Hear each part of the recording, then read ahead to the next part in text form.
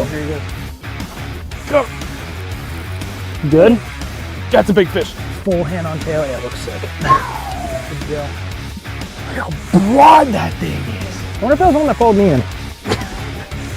Beautiful. Oh my. That's a big That's a fish. big fish, dude. Shrimp. That's what I've been waiting for all day. That's over 6. Felt that bite. Damn, I think low and slow is the way to go, eh, baby? First big of the year on. The thing I'm about to tie on. Get him, get him. Oh my god! Oh my god! Calm down. Come here, come here, come here, come here, come here, come here.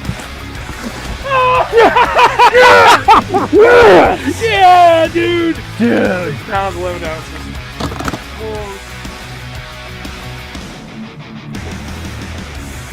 Oh my god, please get the net. Please, please, please, please get the net.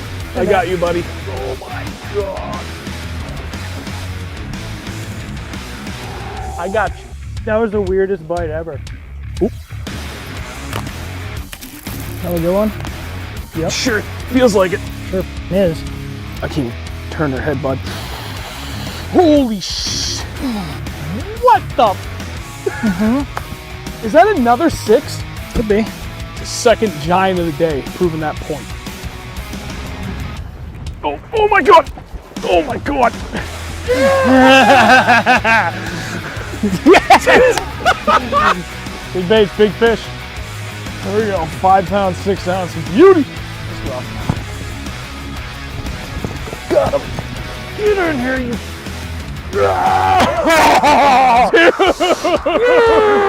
There's another 6. You. That's a big fish. 6'10".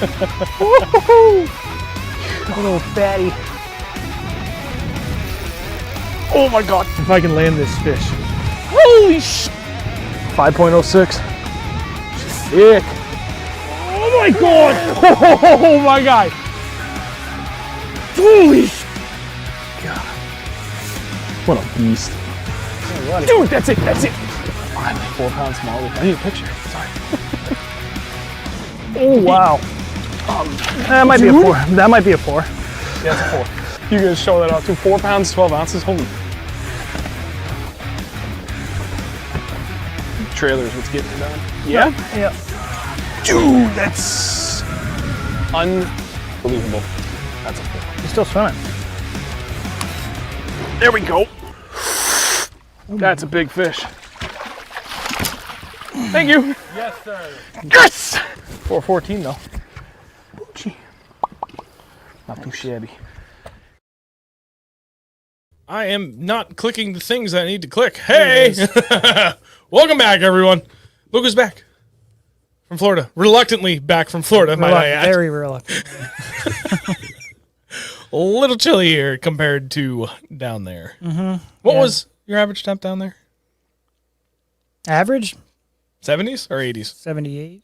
Yeah. 80s. So like perfect. There was a couple days where it was kind of cold. Woke up in the morning, especially when we went fishing. It was kind of chilly. It was 45. Oh. And then it jumped up to like 65 for the high for that day on Okeechobee. But then every other day was like gorgeous. Yeah. Perfect. Last few weeks, I've been happy to see 45 on the forecast, so I know. Right? Dude, I had a busy weekend on Saturday. My kids, now both my kids, 11 and 6 years old, started basketball.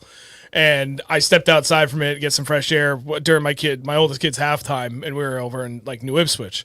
And step out, I was like, holy crap, it's like 60 out. I text my wife as soon as I get home going fishing. I did it. Went home, I went to the dump, and then I hooked up the boat and took off. And here's your weekend fishing report. I suck. I got skunked. I went to the same pond 2 hours Saturday and 5 hours on Sunday, and skunkerino. My first skunk of the year, I think. I was not happy. I literally didn't even get a bite by not even pickerel or baitfish. It sucked. It is what it is. It was if I had more time, because I had to be off the water at 12:30. So that like left me no time at all. So I picked something relatively close to home, and it would not have been the place that I would have chosen if I had more time. But you know what? It beats not being able to fish, so it is what it is. Right. But let's get to the heart of it. Welcome back, everybody. Greatly appreciate everybody that takes your time to be here, as always. If you haven't done so yet, do us a favor, please. Drop a like on the stream. It helps immensely, especially people that, like, there's been a ton of you guys that have been going out of your way to share the live streams on social media, like especially on Facebook, and we cannot thank you enough, because that's huge. That's by far and large, and I've said this 1,000 times, the biggest benefit, the biggest help that anybody can do to help everything that we do grow, which is awesome. So thank you for those that have been doing that. And I do my best to make sure I go out of my way to find everybody that does that and say thank you. Some people have strange privacy settings on there, so I can't always see. I can see that it was shared, but it just, Facebook will not show me who did it. So if I don't say thank you, it's mostly because of that. I can't see that you did it. There's still only 4 likes, by the way. They'll get there. I mean, for all we know, that's lagging behind, but we'll see. But tonight we are joined by a very special guest, Matt Lee, who is a biologist with New Hampshire Fish and Game. And this is a show that, God, dude, how many times have we talked about doing something like this? And for how long? Because I feel like it's been a long time coming that we... Since day one. Yeah, pretty much. And in all fairness, we weren't sure that this could happen. But you know what? Matt, thank you for coming on. Greatly appreciate it.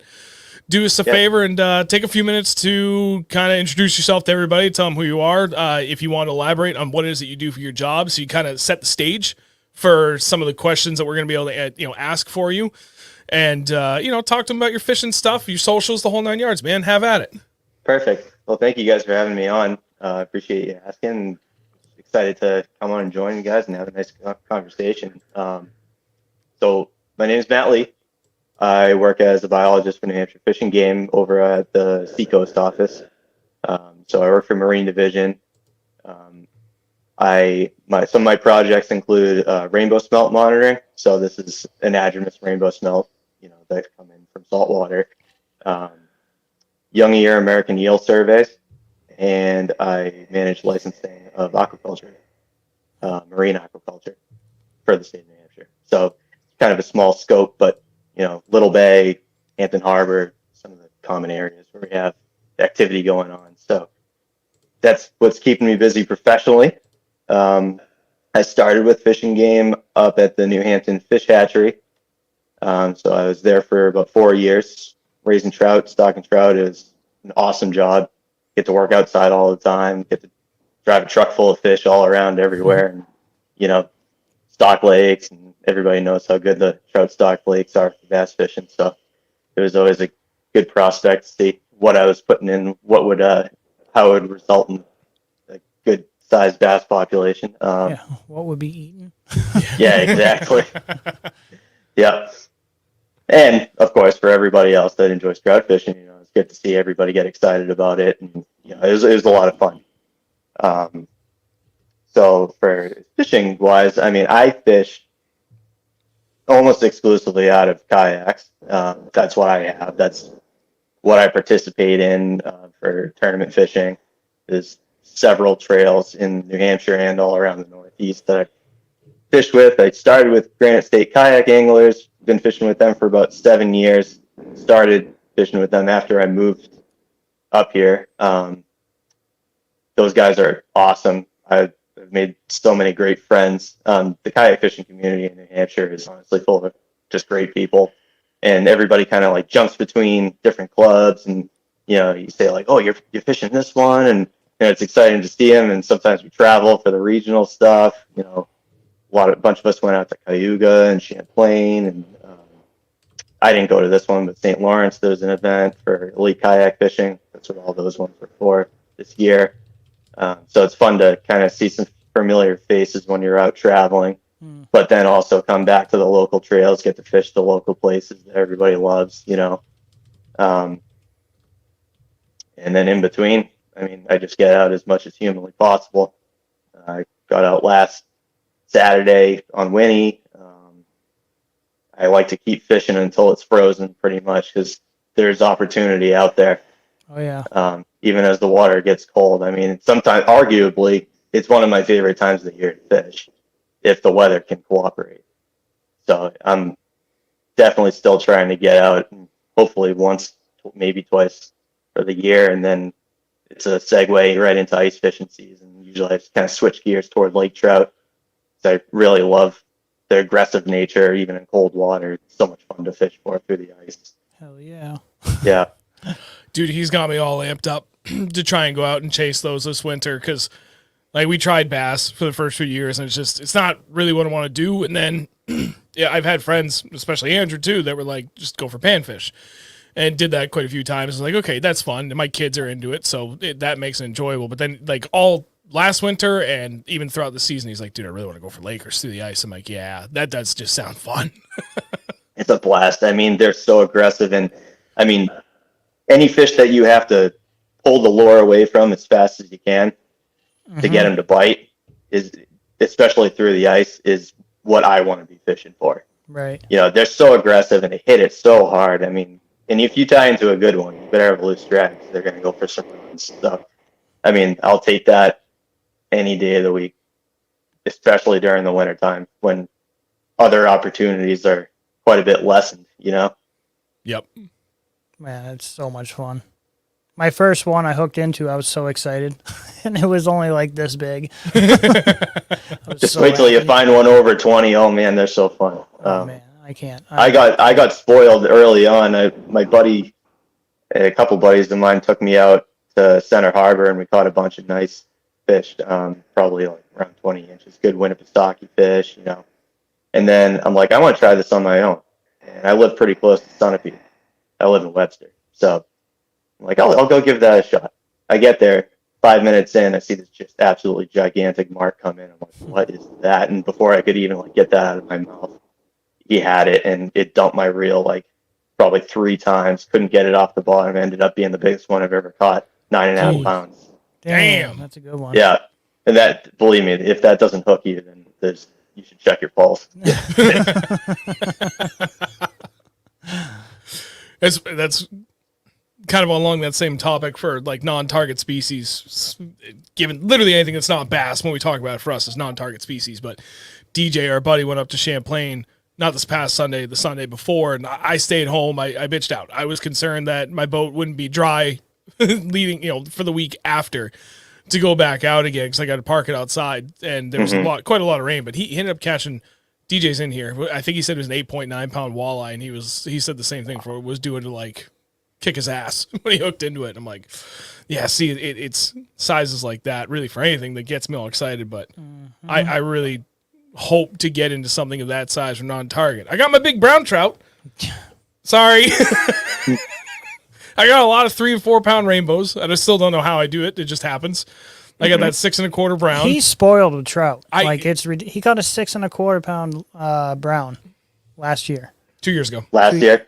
2 years ago. 2 years ago. We were out up in Vermont, and we were, specifically, it was about this time of the year. I can't remember. It was in December. It was later, because we had already had like 3 good weekends up there. And we went out, tried all the same spots, and it was, kind of a slow day. So I was like, well, let's kind of pitter-patter around these areas, because it looks like, by depth chart, should be kind of the same makeup. We're marking some stuff, but nothing really happening. And finally, like, you see that faint line down, like, I think it was 45 or 50 feet, somewhere in that window. I'm like, yeah, that's it. So I had my Demiki, and I dropped it straight down, hoping to get it right over his head. And it only got down, like, maybe 20 feet. And I felt a thunk. I was like, what the hell? No way he came up like that. And I leaned into it, and it was just vroom, vroom, vroom, vroom. I'm like, oh, my God. So he's freaking out. And, like, I know it's big, but the thing I keep coming back to is I have no frame of reference for it, because I don't target them. And I haven't caught enough to understand, like, I know it's big, but put it in smallmouth perspective. He looks at me, he's like, dude, that's like a 5.5 to 6 pound smallie. I'm like, okay, no, I understand that. 6.5 to 7 pound small. It's like, that I understand. Yeah. Crazy. It's so much. It's such a fun surprise, too, when you see something different come up. You're like, what the heck is this? And then yeah, dude, I caught it like a 10 pound catfish last year. Like, no, that was this year's January 2nd this year. Oh, yeah, okay. We're out there in Champlain. I know it always, because it's always in the winter, so we always think of it as last year. But yeah, first trip out of the year, January 2nd on Champlain. And he even said it, like, first thing in the morning, he's like, I want to catch a catfish today. And 55 feet of water on a blade bait, friggin' 10 pound catfish. Yep. That was pretty cool. Those bottom dwelling fish love glade baits for some reason. Last year, me and a friend got out on the last legal day you could get out on New Year's Eve. Yep. And we were doing well. We were catching a lot of bass. It was a lot of fun. And then I hooked something. Just felt heavy. I'm like, I don't know what this is. It's not fighting like the bass were still relatively active. But it's fighting strange. And I had to switch to a lighter rod because I backlashed another one. I was out of commission. So I was bringing it up. I'm like, what could this possibly be? And I see it, and it's like a 2-foot long cusk. Yeah. Wow. Through open water. I'm like, I have caught them through the ice before.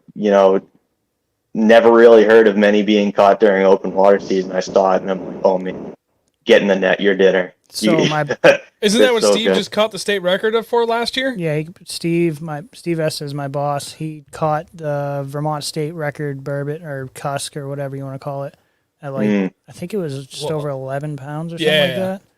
Wow. It's quite large. Now it's hanging up in the shop. Oh, is it really? Yeah. Oh, that's He sick. just got it back.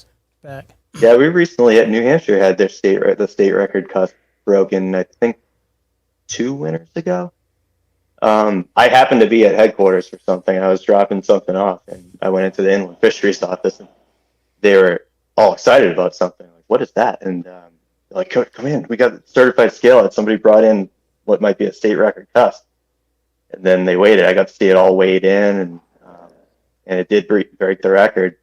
So it was really exciting for, I think his name was Ryan, was the one that brought it in. But it was really cool to be there for the weigh-in for that, to see the state record being weighed in.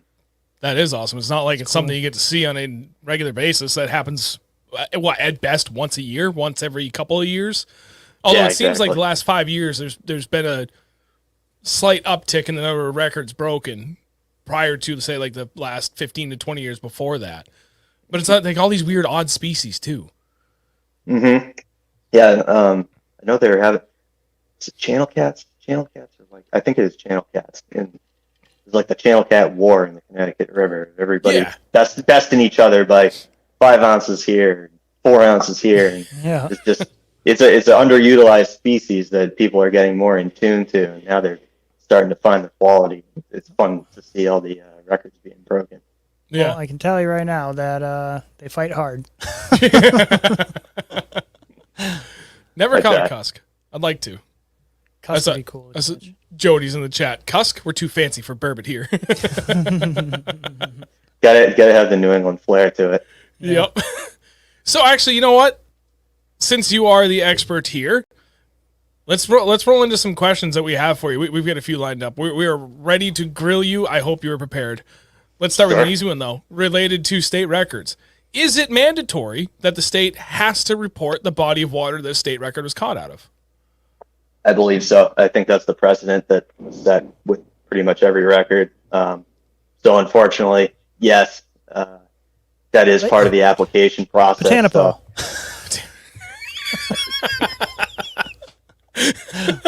That's because that's like 50s verse another time, I guess, and maybe it was a quality fishery. Who knows?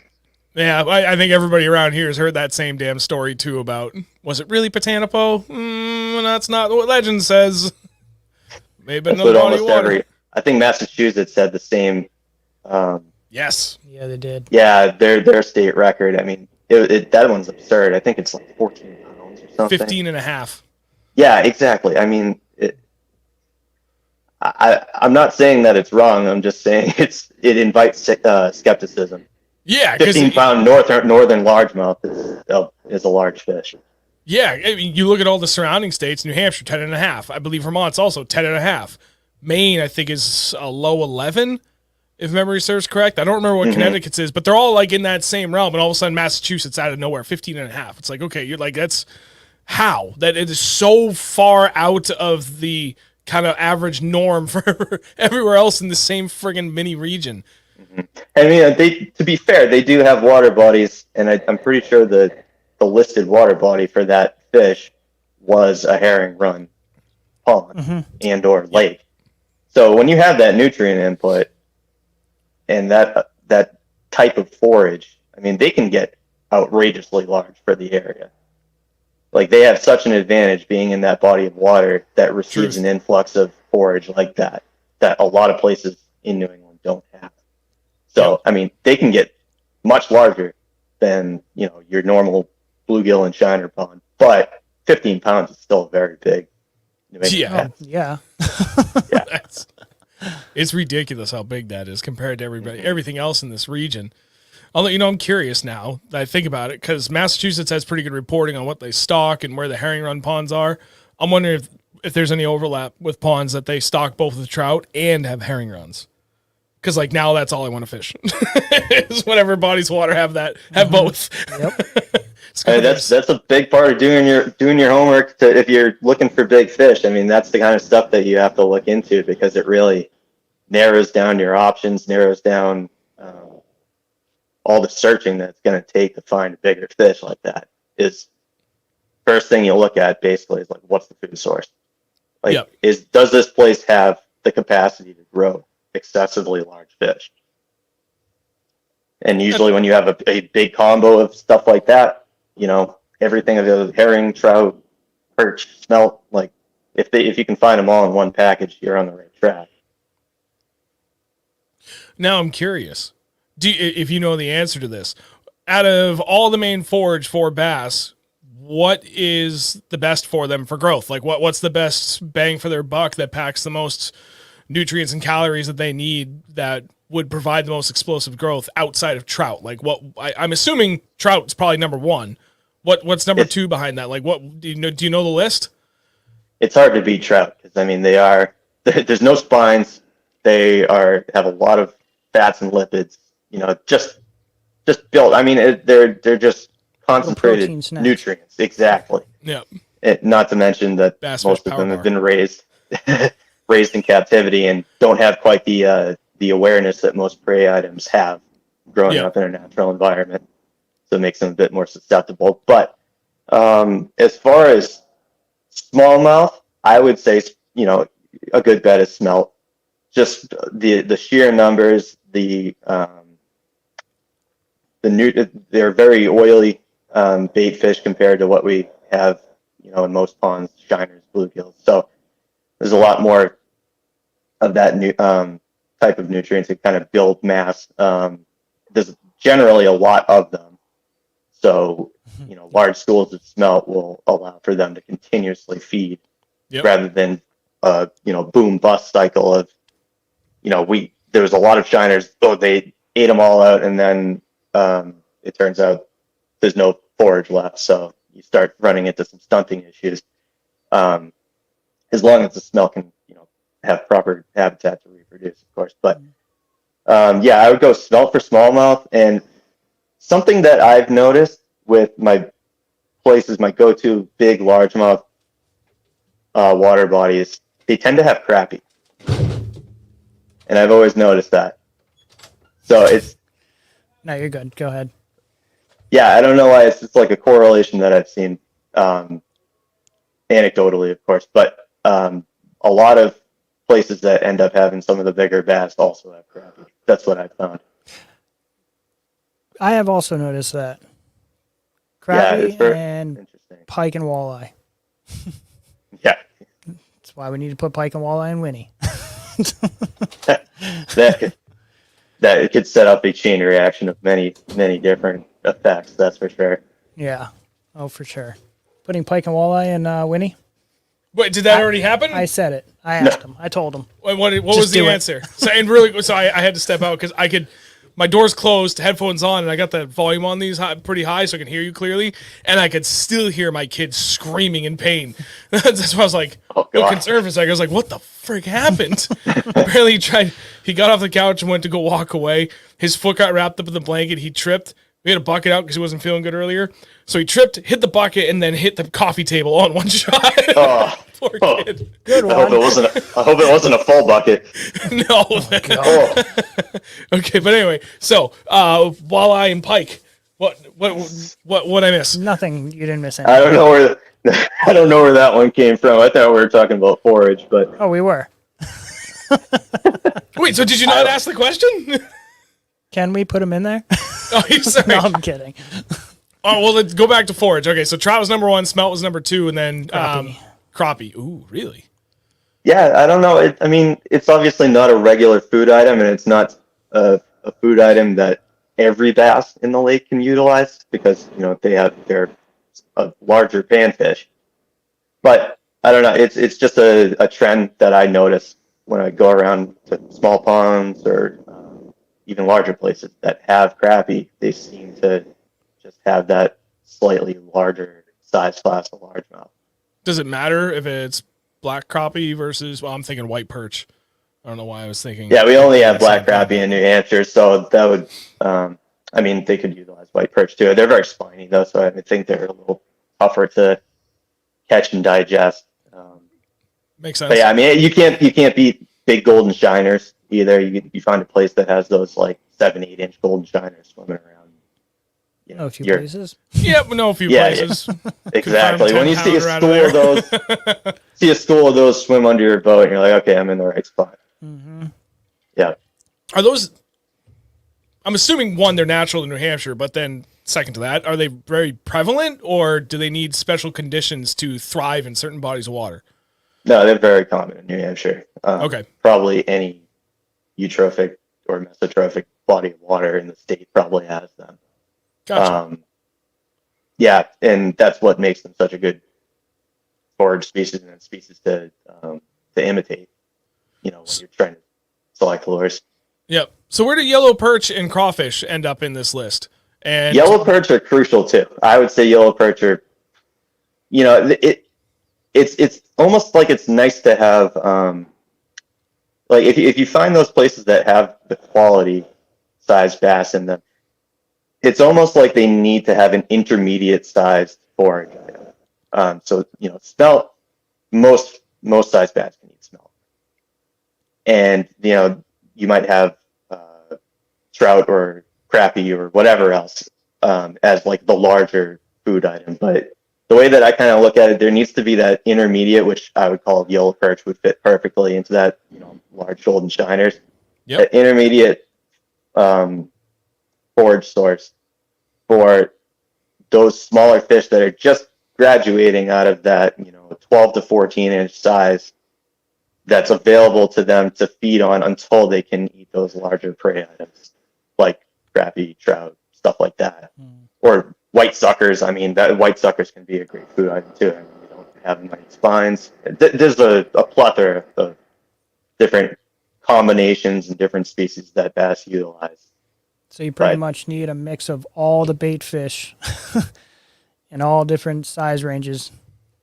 I mean, it all comes together. And smaller, they kind of work their way up as they grow. Yeah, for sure. I mean, like even young year bass will use zooplankton, insects, small crustaceans like scuds and juvenile crayfish, and obviously adults will use adult crayfish and juvenile hellgrammites. You need that comprehensive availability of different size food items, I think, to create a quality fishery.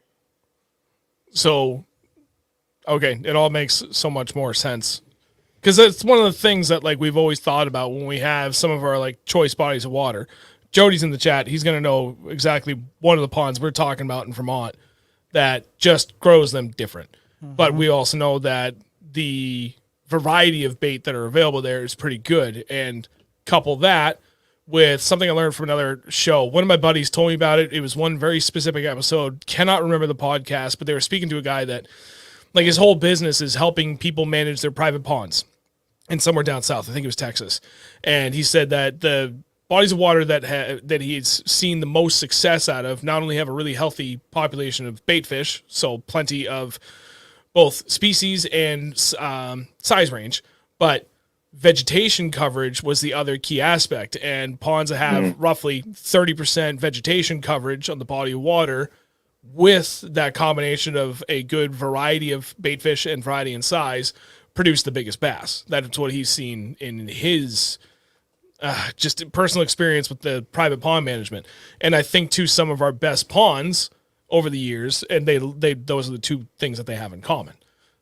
Yeah, exactly. And that's something that I noticed too, is that when you have places that have that refuge area for forage fish to reproduce and grow while not being in the main lake where, the larger predators reside most of the time, Whether it be like a small stream that connects to a little bog pond, off of a multi-hundred-acre lake. Just that small harbor of refuge can be so valuable to allow forage fish to reproduce kind of without being cleaned out by the predators that live in the main lake, and then they can migrate out into the main lake and become available.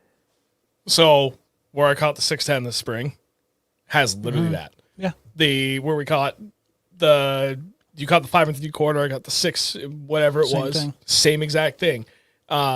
What's the other play? Oh, then the usual honey hole we used to always go to, the pond to which we do not speak. Same damn thing. Not only has it got that inlet that goes way up, but it's got that swampy marshy area that we always think like, dude, like on really high water level events, you can kind of get back in there a little bit, but we know that water with all that thick brush goes way the hell back there. And all 3 of those places kick out donkeys. Yep, God it's damn it. huge. It's all making so much sense now. Aliens. So It's fun once you think deep about it, and you start. That's what kind of gets you over the hump.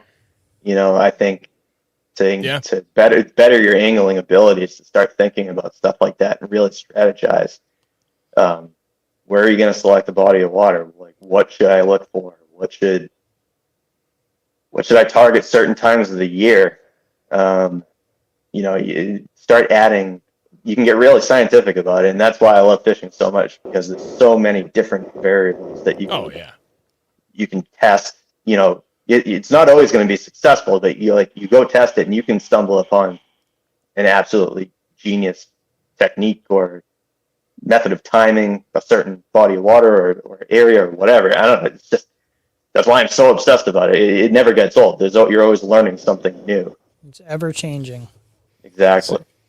Stefan said Winnisquam has alewives, place puts out monster smallies. And that's a pond that I think I've only fished like 6 or 7 times now total in my life. And I like to put more time in it because I know it has big friggin' smallmouth and big largemouth in there too. But I've only fished there a handful of times, like definitely less than 10 times. So I don't know what's in there for forage, but I find that interesting that it does have alewives. I was not aware of that.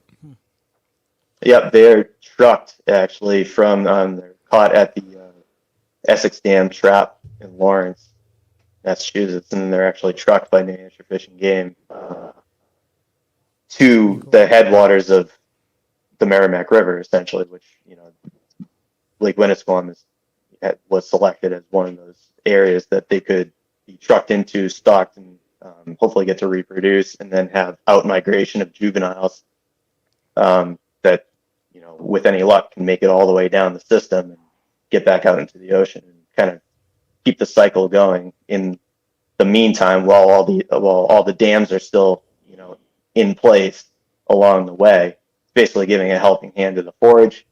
It's trying to restore a species that historically was pretty much wiped out from the upstream habitat in the Merrimack River. And a nice little side bonus is having that available forage for the bass in the lake. Yeah. Makes sense. Mm-hmm. All right, let's switch gears a little bit, because I really wanted to start with that. I wanted to kind of working at the base level and work our way up here through a lot of questions to really understand a lot of the biology and I guess some of the science behind what might make one body of water better than another. Oh God, I hope I'm not going to sneeze. But so you wanted to ask about walleye and pike. I have a question related to pike being in certain bodies of water. But before we do that, because I don't want it to get too buried in the chat, our buddy Mark, Northeast Bass Fishing, did say something. Some small bass need to be harvested. 100% catch and release isn't always best way to go if you want big bass. I absolutely agree with that.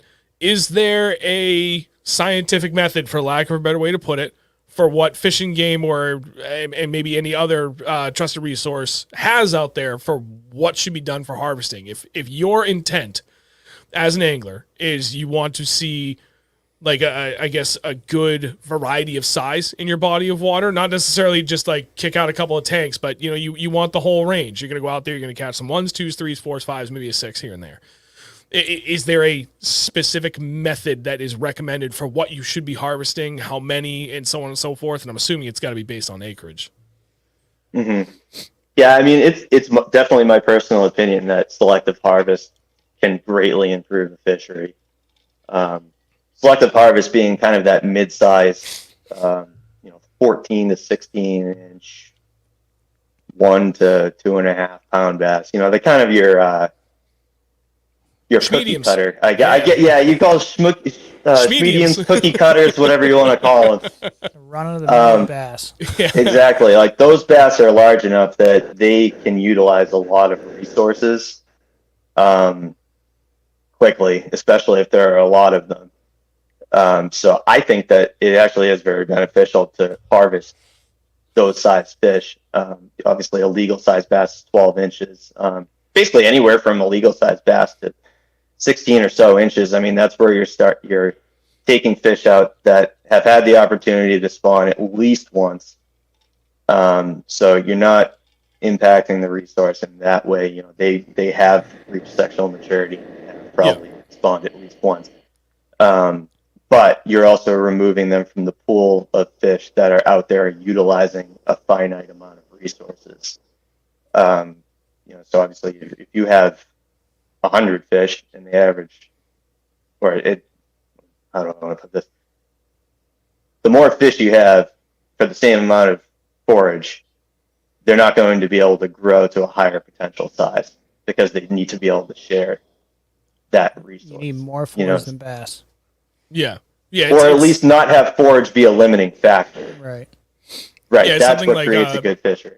100 pounds or 10 acres of water can support like 100 pounds of fish. And that could either be 100 1-pounders or 10 pounders. And you're more likely to end up with 100 1-pounders and you are 10 10s. That's kind of been like a very, very broad kind of rule of thumb that someone explained to me when I was a little kid, and that's always been in the back of my mind. Yeah, it's a good idea to start with for sure. But every situation is definitely a little bit different. It all matters about, what type of forage is in the lake, what amount of forage is in the lake, what capacity does that forage species have to reproduce and regenerate itself. Yep. So that's kind of how they differ a little bit, but that is kind of a good rule of thumb. And it's like the thing that you learned when you were a kid about overstocking an aquarium, right? They're not going to grow. This is more of a size thing. It's not exact, not an exact metaphor, but basically they're going to grow to the space and or food that they have, So, I mean, with that regular harvest, it is very beneficial to start thinning out those fish that, like I said, have already had the opportunity to spawn, but to also be able to spread out the resources for the remaining fish. And then, it takes quite a long time for a bass in New Hampshire to reach a large size. I mean, when you're looking at a 20-inch largemouth, that fish is probably 9, 10, 11, maybe even more years old. So that's taken quite a while for that fish, and it's had to overcome a lot of different challenges through its life. Being caught multiple times, natural predation, disease, anoxic conditions caused by a heavy winter in certain places that don't have a lot of depth, which coincidentally end up producing some of the larger fish sometimes. But to let that fish go and continue to spawn, and not to mention fecundity, aka the amount of eggs per fish, increases as the fish gets larger. So you can have possibly more successful reproduction by keeping those large, generally female bass in the population. I think that's the biggest thing that people that keep bass, like those type of people, like that just go out and they do it all the time, or relatively new anglers, just don't understand and don't have enough experience to appreciate, is how hard it is for a bass to get to 5+ pounds here in this state, in this region.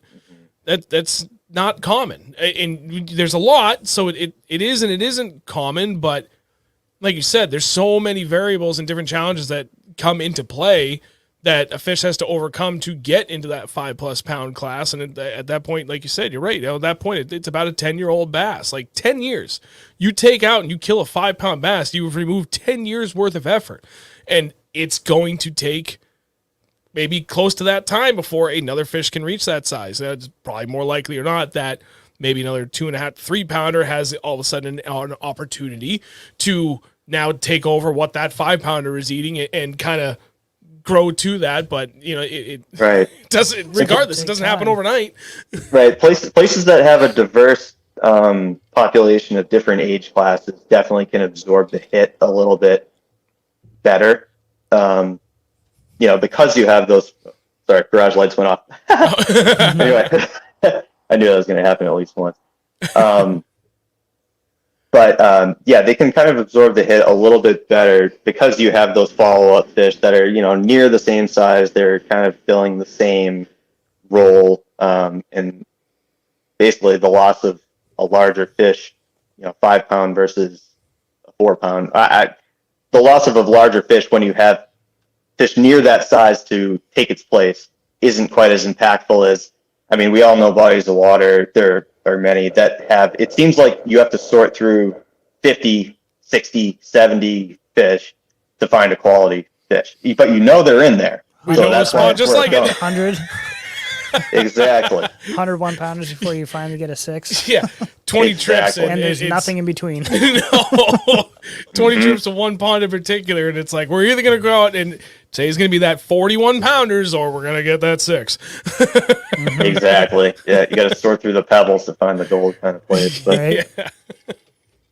yeah, so I mean, if it's a small body, and generally I find those places end up being small bodies of water, removing those larger fish can be very, very impactful.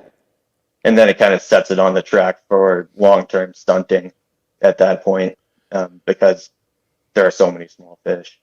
So I would say, coming from me, ideally, if you're selective harvest is a very beneficial tool for warm water fisheries management. But I would definitely recommend releasing larger individuals because, I mean, at that point, their value, I think, you know, some people may disagree. I think that their value is mainly as a sport fish, and to be able to perpetuate a quality fishery in that body of water.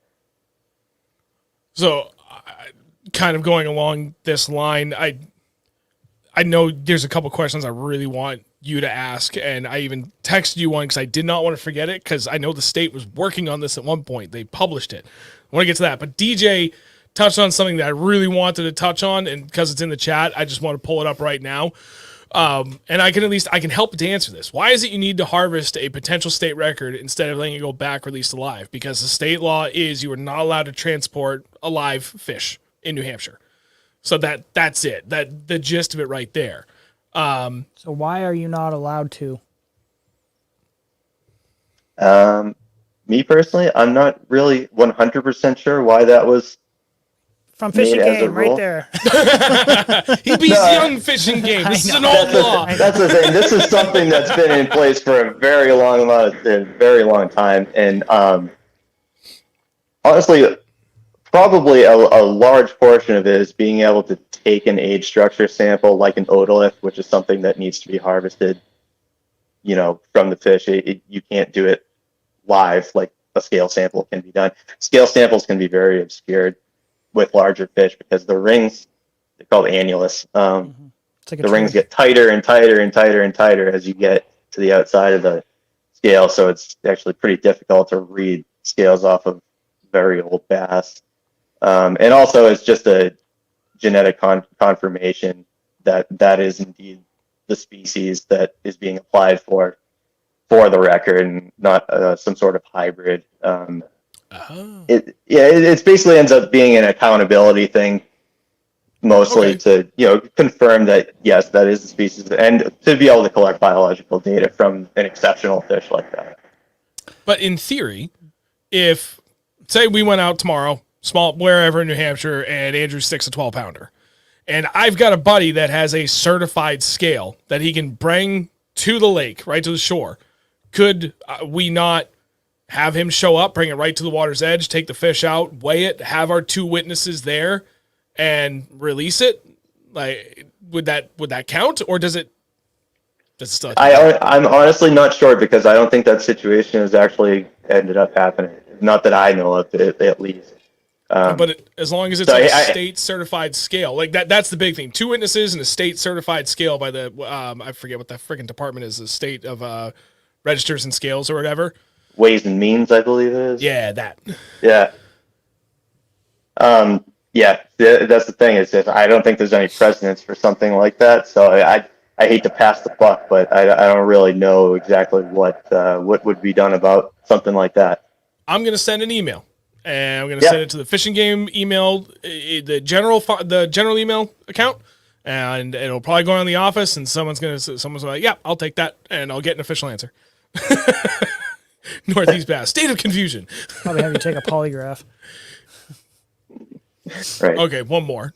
Jody White, how many more years of spawning does the state record have anyhow? That fish is super old already. I mean, yeah. And that goes in line with another question we had, like, what is the average lifespan of a bass? I know it differs from largemouth to smallmouth. It is pretty likely that mortality is around the corner for something that would be that large.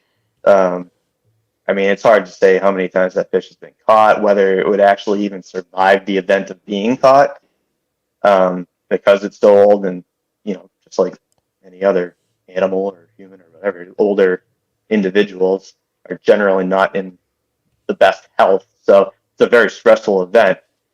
Post-release mortality is definitely a real thing. I've had it happen. I had a big fish roll over on me one time. I was really upset, but you started to think about it, and nothing went wrong. I hooked it perfectly right in the roof of the mouth. There was no bleeding or anything. I just went to put it back, and it wasn't in deep water. It just couldn't right itself. I caught it in 10. Okay, I caught it in 10 feet of water, and it just couldn't right itself. And it was a 7.25 pound largemouth, and I felt horrible. But you start to think about it, and you start to think, like, how much time did that fish actually have left, especially after going through an event like that, being caught. And this was in cold water, high oxygen content, so that kind of made me start thinking about, for a state record fish, they might not have too much time left. I mean, I think at a maximum, fish or largemouth generally live 15 years or so in this area. Maybe there may be some exceptional individuals that get a couple years past that, but for the most part, that's about it. And if you're finding one that's 7+ pounds, I mean, more than likely that fish is in its, double digits. Yep. Yeah. I saw a comment that I'm not going to read, but I chuckled from Grat. Inject all the 5-pounders with, and I'm not reading the rest. That's wrong, buddy. That's wrong on so many levels. Yeesh. Good Lord. I'll say it. No, don't. We'll get canceled. Okay.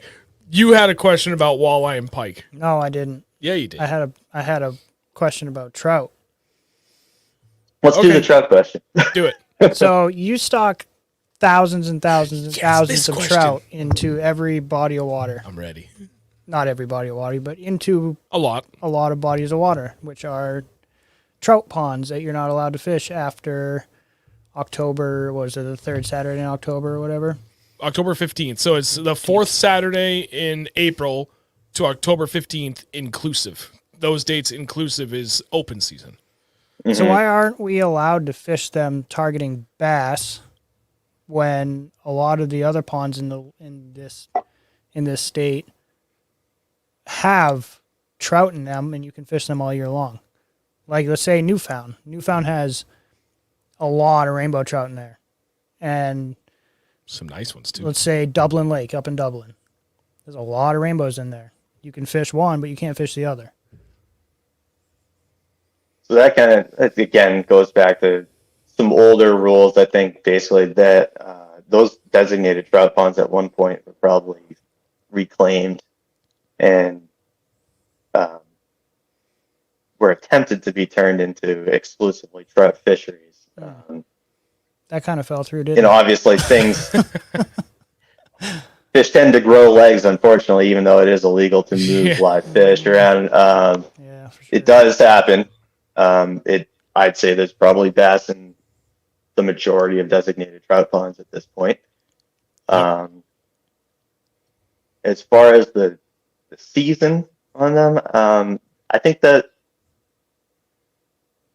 is something that just it's one of those like heritage type rules. And one thing that I think there's actually some effort or some thought now into doing some survey work to determine whether these places should continue to be classified as designated trout ponds. I believe that's something that's in the works and is ongoing. Don't quote me. I'm not sure 100% about what the project is, considering it's not my specific project. But Yeah.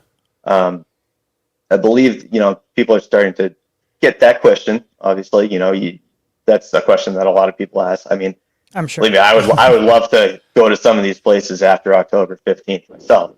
Right. But what I just don't mean, understand is why they keep stocking thousands and thousands of these trout into these tiny little ponds and then say they're designated trout ponds when they're just getting eaten by all the bass anyway. Yeah, I mean, they were, I think, originally designated because of qualities of that water body that lean toward the ability to hold over and become larger beyond your yearling trout. So I think that was the original intent of that rule, was to be able to put 1 and 2+ year old trout into a body of water and have them hold over and attain a larger size than what is, financially feasible to do in the hatchery, financially and logistically feasible to do in the hatchery system. So giving them that I'm not against stock and trout whatsoever. Mm-hmm. I used to trout fish more than I bass fish now. So yeah, exactly. Yeah, that's kind of what the source of that regulation. And it can produce. I mean, there are certain places that are designated trout ponds. They can produce some like absolutely massive brown trout in particular. I know a couple places. But like everything, I mean, everything evolves over time. Yep. So that is not completely out of the question that certain places could be redesignated. I'm not saying that it's going to happen, but I'm saying that it's certainly a conversation that people are bringing up a lot, and it's being heard and people know it. So hopefully, hopefully there'll be some reconsideration of certain places. Yep, Jody in the chat just said, "Poor guy's getting grilled." Well, so you started to elaborate on what my next question was going to be.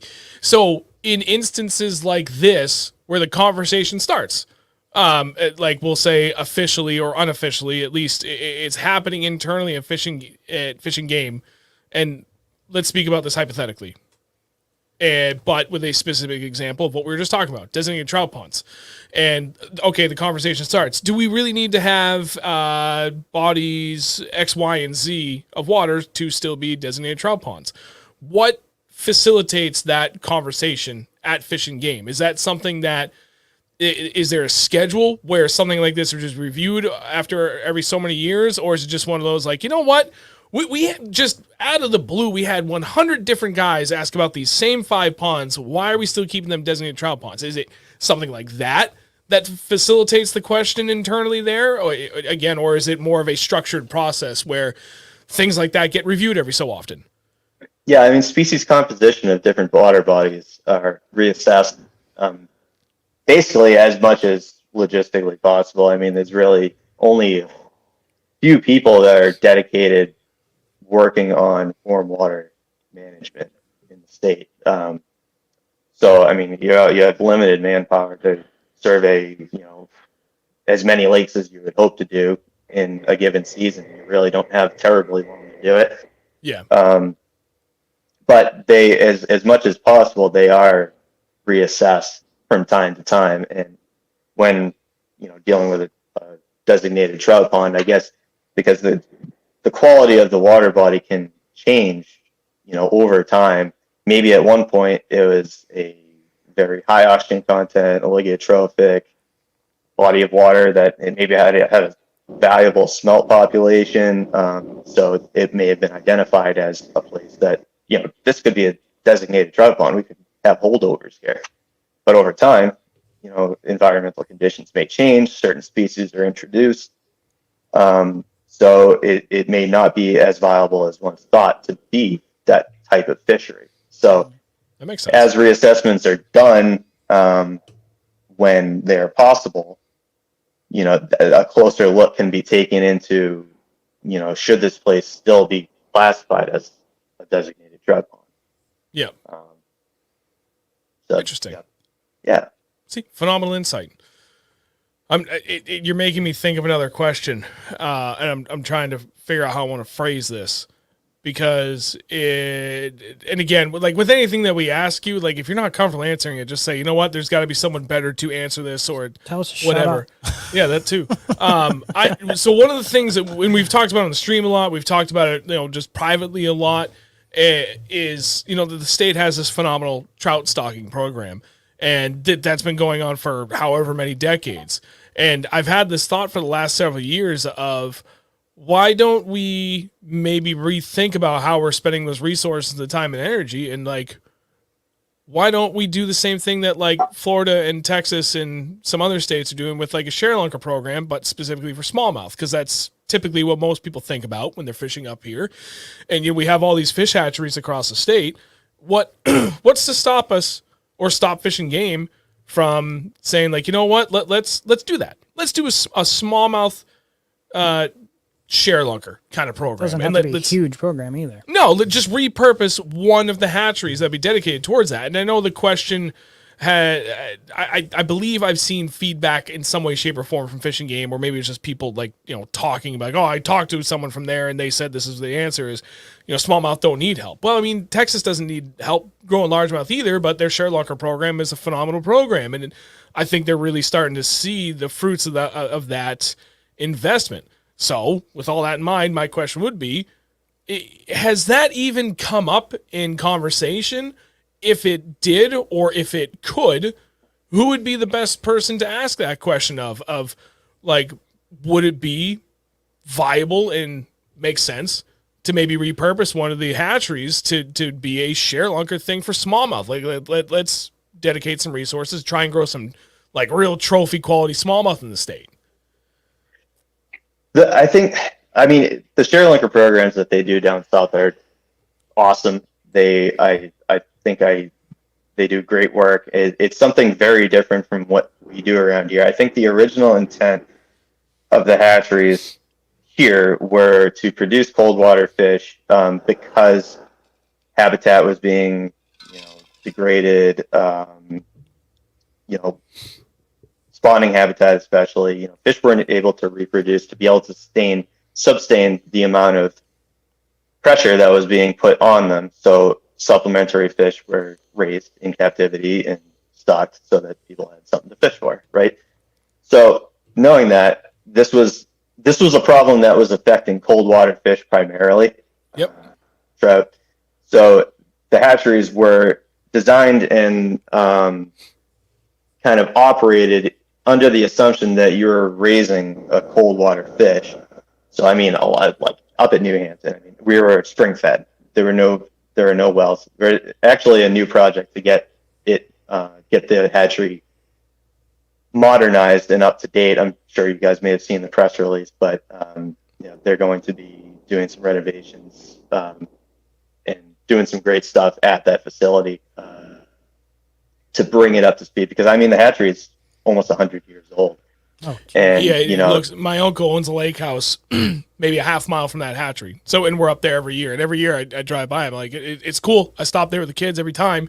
But I noticed there's a lot less fish 2 years ago, and there was like nothing there this year. I was like, I wonder what they've been doing. But yeah, the place shows its age. It's been there a while. Right. Yeah. Concrete can only take up to being put up with being wet for so long before stuff starts cracking and falling apart. And when I was there, we were definitely spending a lot of time on maintenance of the facility and equipment just to keep everything running. So I think this this contract that's being signed to make the improvements and modernize the hatchery is going to be an awesome step in the right direction. I know there's some fantastic people that are going to run it too, because I work with them. Nice. Knowing that, so a lot of the, to raise trout, you need cooler water, right? So at New Hampton, for example, we had springs that luckily could supply the water that we needed to run through the raceways. And I mean, that water in the summertime was coming out of the ground at 50 degrees, 51 degrees. So the person that chose that site as a hatchery, to develop a hatchery, definitely picked the right place. That's for sure. I mean, you have water bubbling out of the ground. Other places have, for example, Powder Mill has deep water intake from Merrymeeting Lake, so that water's coming in cold. Milford has wells, so that water's coming in cold. So knowing that, you probably wouldn't be able to get efficient growth of a warm water species from the facilities that are in place currently with the way that they operate. See, this is why we brought the scientist in. Right. Great idea. But I mean, you're going to want water that you can control the temperature of, or it's coming in as warm water to be able to do a warm water finfish hatchery. And that infrastructure just isn't in place. So as of now, I mean, that definitely, I don't think that could happen. And basically everything is being done to keep the hatcheries operating and producing fish as they should. And resources are relatively limited. I mean, New Hampshire State, Fish and Game is a self-funded agency, right? Through license sales and everything. So, I mean, things are done as efficiently as possible as far as finances go, to make it happen and produce the fish that meet the stocking targets that I'd spend $100 a year on a fishing license. I don't want to talk about how much money I spend on fishing licenses every year. I get one for every state except for Rhode Island. Rhode Island, not too much draw bringing you down there. I get that. I don't think I've made Rhode Island the best at saltwater fishing. Great, yeah, I'll go striper fishing anytime down there. Freshwater, I'd rather be up here. But yeah, so it's all a matter of just allocating resources, and, making sure what the initial priority and the programs that have been running for longer periods of time continue to run and are continuing to meet targets that they hope to. But that would be super cool. I would love to do something involving that, obviously, because I nerd out on bass. I love bass, but right now doesn't look terribly feasible. But no, primarily because the resources that you could utilize for it are not set up to do that, because everything's cold water. Right, your fish are going to grow very, very slowly. Okay, so what's ideal to a trout is definitely not ideal to a bass. I mean, these are cold-blooded animals, but trout definitely their ideal temperature, water temperature, is significantly lower than a warm water species such as smallmouth bass. That's why your 6 1/4 brown is really impressive.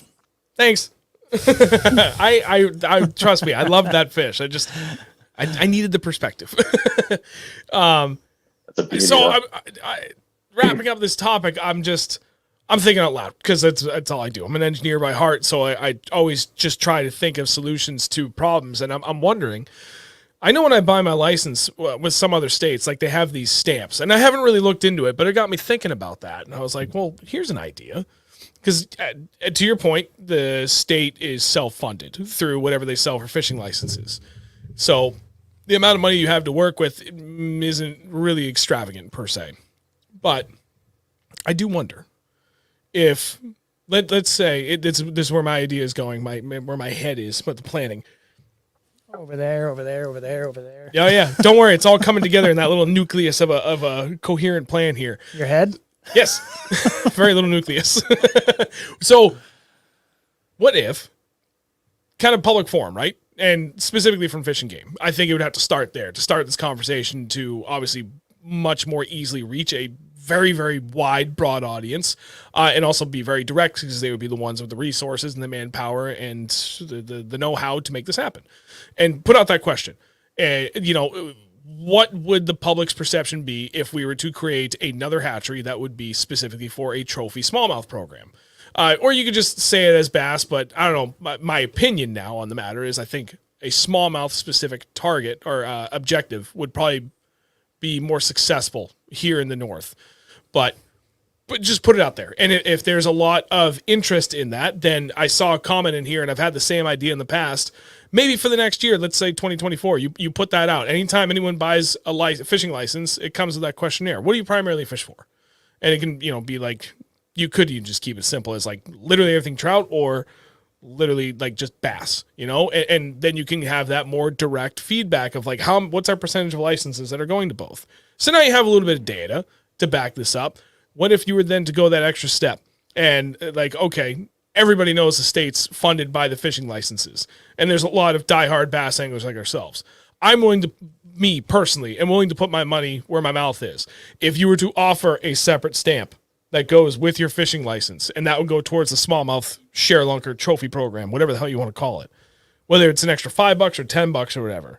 And if the state $20, I'd pay it. Dude, I would literally double my license if I knew that like Fish and Game were like, yep, we're on board with this. We're going to do this. Okay, but in order for to do that, we either have to repurpose this facility and it's going to cost X amount of dollars, or we have to build another facility and it's going to cost Y amount of dollars. But this is what it's going to be. And so in order for us to do that, this is what we're going to do. And it's totally optional. And by the time we get there, then it'll happen. I would fucking 110% be all aboard with that. Even if it meant I got to pay more per year. And I know New Hampshire's not cheap by any means, but dude, I would 100%. I guarantee almost everybody in here would pay that extra money. Yep.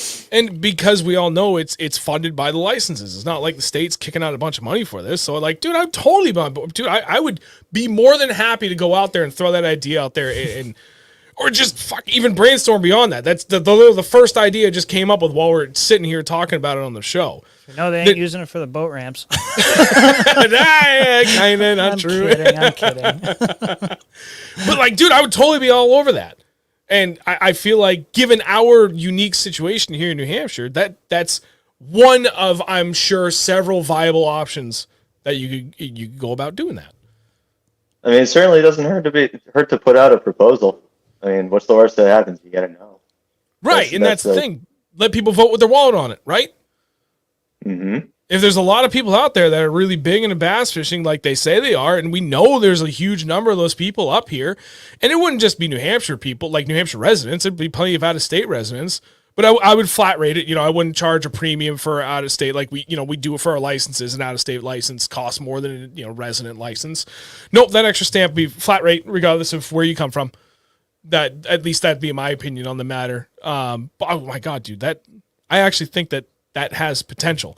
But then what's the time frame look on that? Because if there's the potential to repurpose a fish hatchery to do that, I can't even imagine what that cost would look like, or if it's even feasible. A lot. So now, quite a bit to build a new facility, change it. I mean, have way to change over to be able to raise a warm water species. And then you need the staffing too. Oh yeah, it's a large investment time, and I think that is why that hasn't been a program at this point, because essentially things need to be prioritized. Not to say that it wouldn't be awesome to have a comparable program like the Share Lunker program, but largemouth and smallmouth bass are certainly not an impacted fishery in the state of New Hampshire like cold water species such as brook trout. No, this is purely for tourism purposes at this point. Exactly. So I mean, the trout stocking program really does take pressure off of the wild populations that are still viable. Yeah. And obviously those wild fish are generally not very large. We don't have very productive streams in the state. Pretty low nutrient.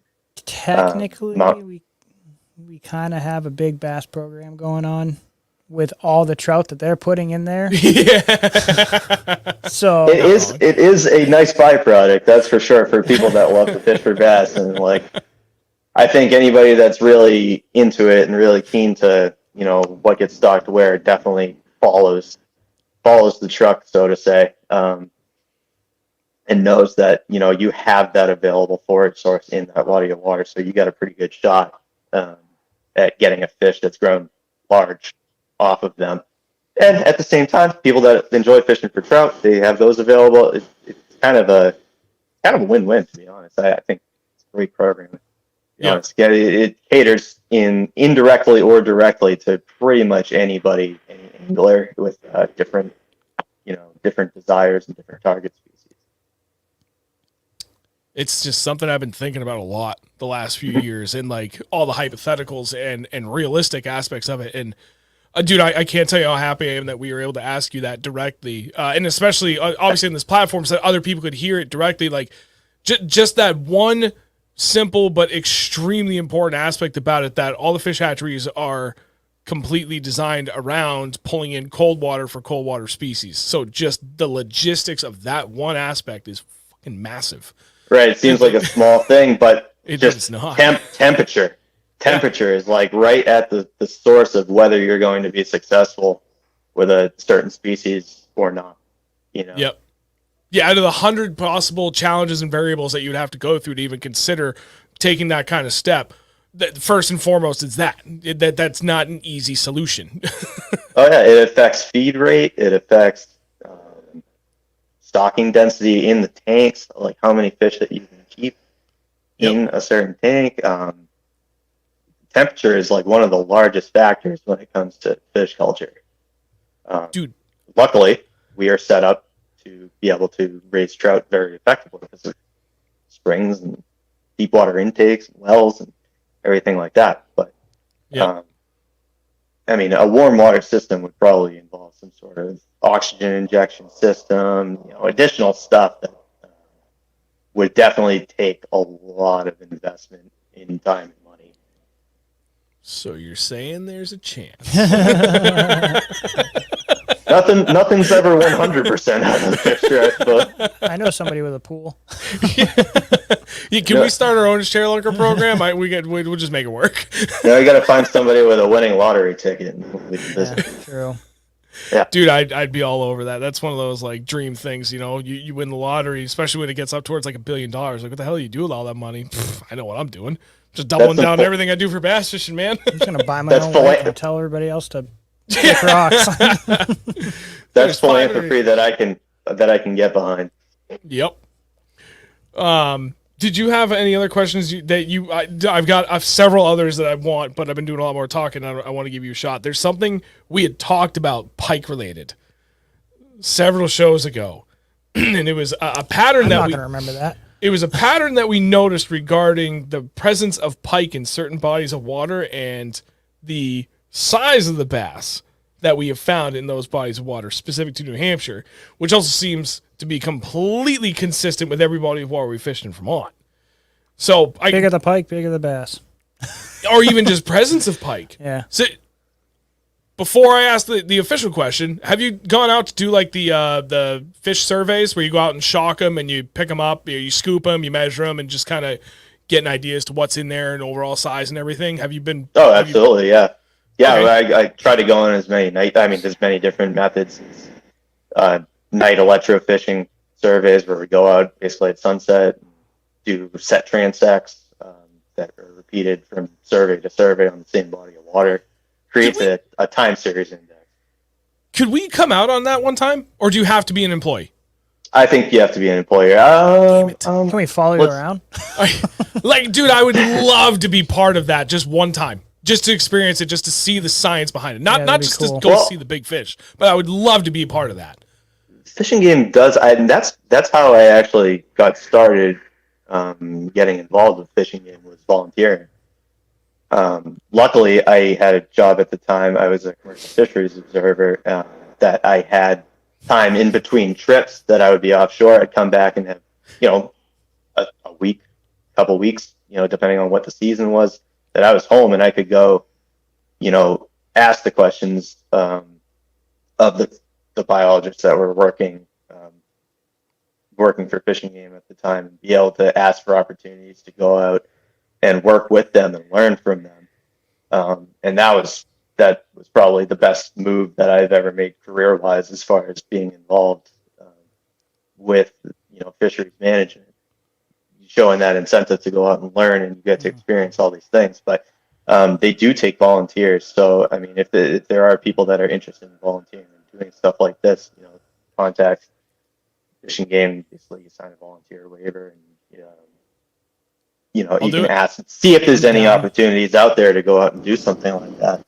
Yeah. All right. No, I'm actually, I will absolutely, yeah. If we can, I'll put in for both of us. I'll send the email. I'll put in for both of us. I'll be like, listen, we'd love to volunteer to be part of it. Like, if I could make a video, that would be awesome, because I would love to show what that process looks like and the science behind it. 'Cause, like, I will mention it when it makes sense to mention it. I am an engineer by trade. Like, that is my career. So when it comes to like the science behind like anything, the methodology behind any sort of research, dude, I nerd out over that so hard. Like, I love that stuff. So especially when I can find something where the science meets the passion like this, dude. Yeah, no, sign me up. I will pay to be part of this. I would love for that opportunity.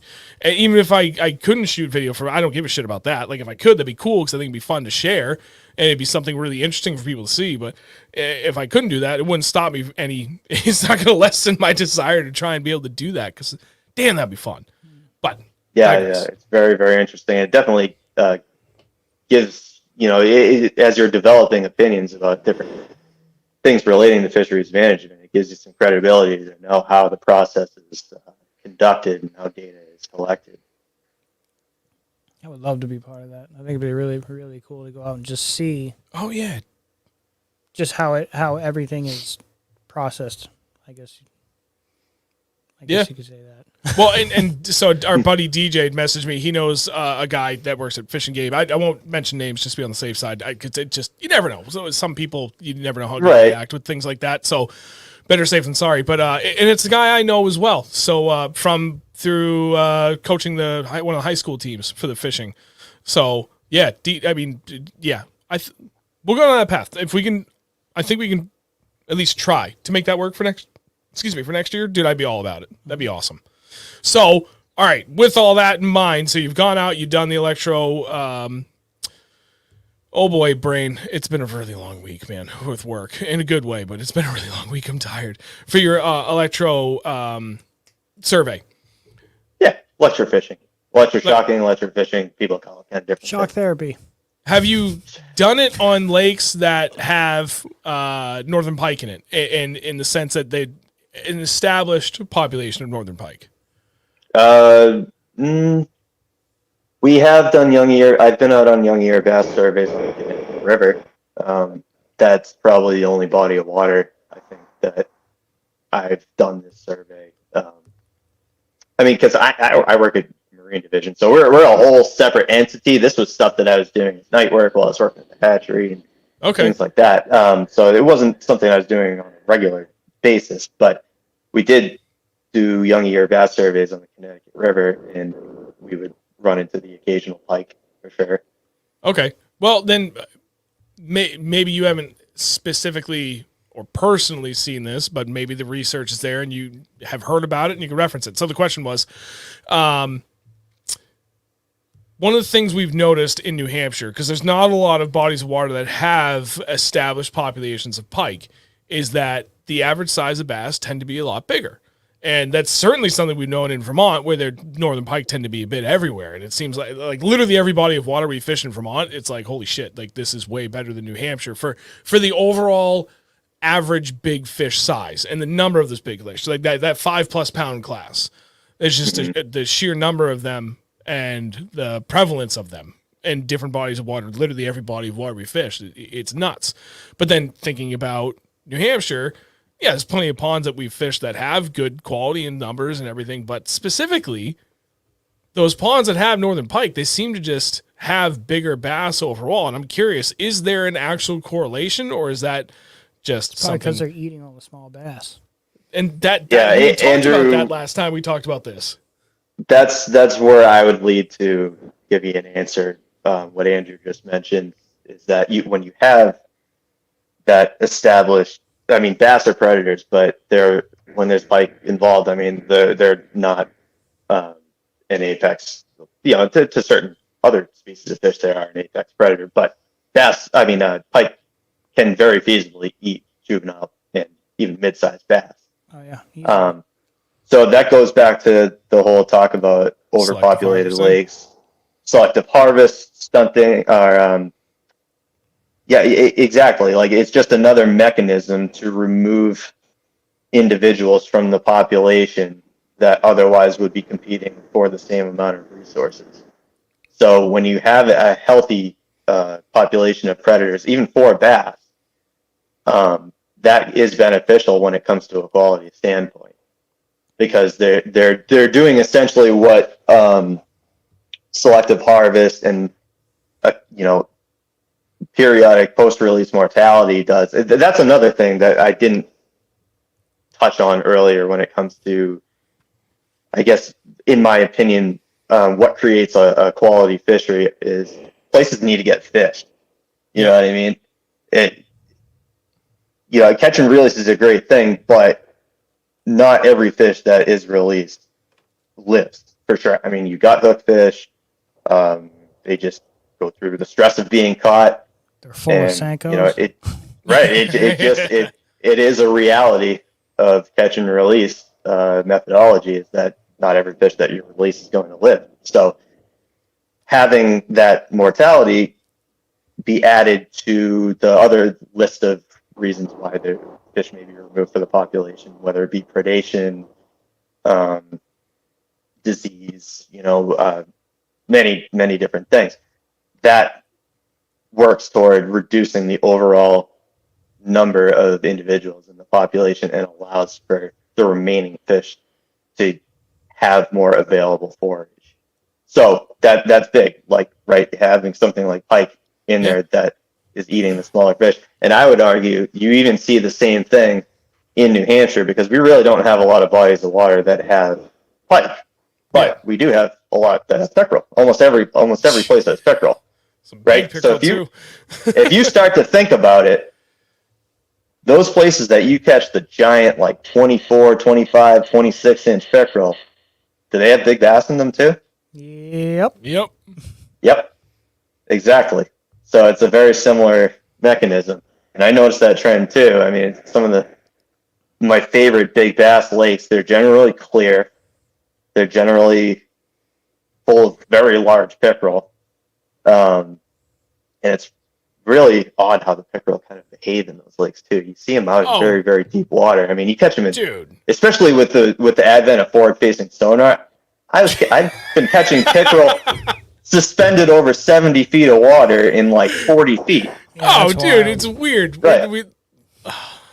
The last time we went out fishing together was 2 weeks ago before we left for Florida, and we were targeting smallies. We're throwing the A rig and see a smallmouth. Oh yeah, all right, game on. All right, we're slow rolling it. They're following it. It was great, and all of a sudden you just see this little white flash, and there's that delay in your forward facing sonar, and then doof, I don't know what the hell that was. He came with the bomb. This is great. Nope, just big pickerel. It's like, what Dude, that thing hit the A-rig. I set the hook, and it came flying out of the water. Whoops.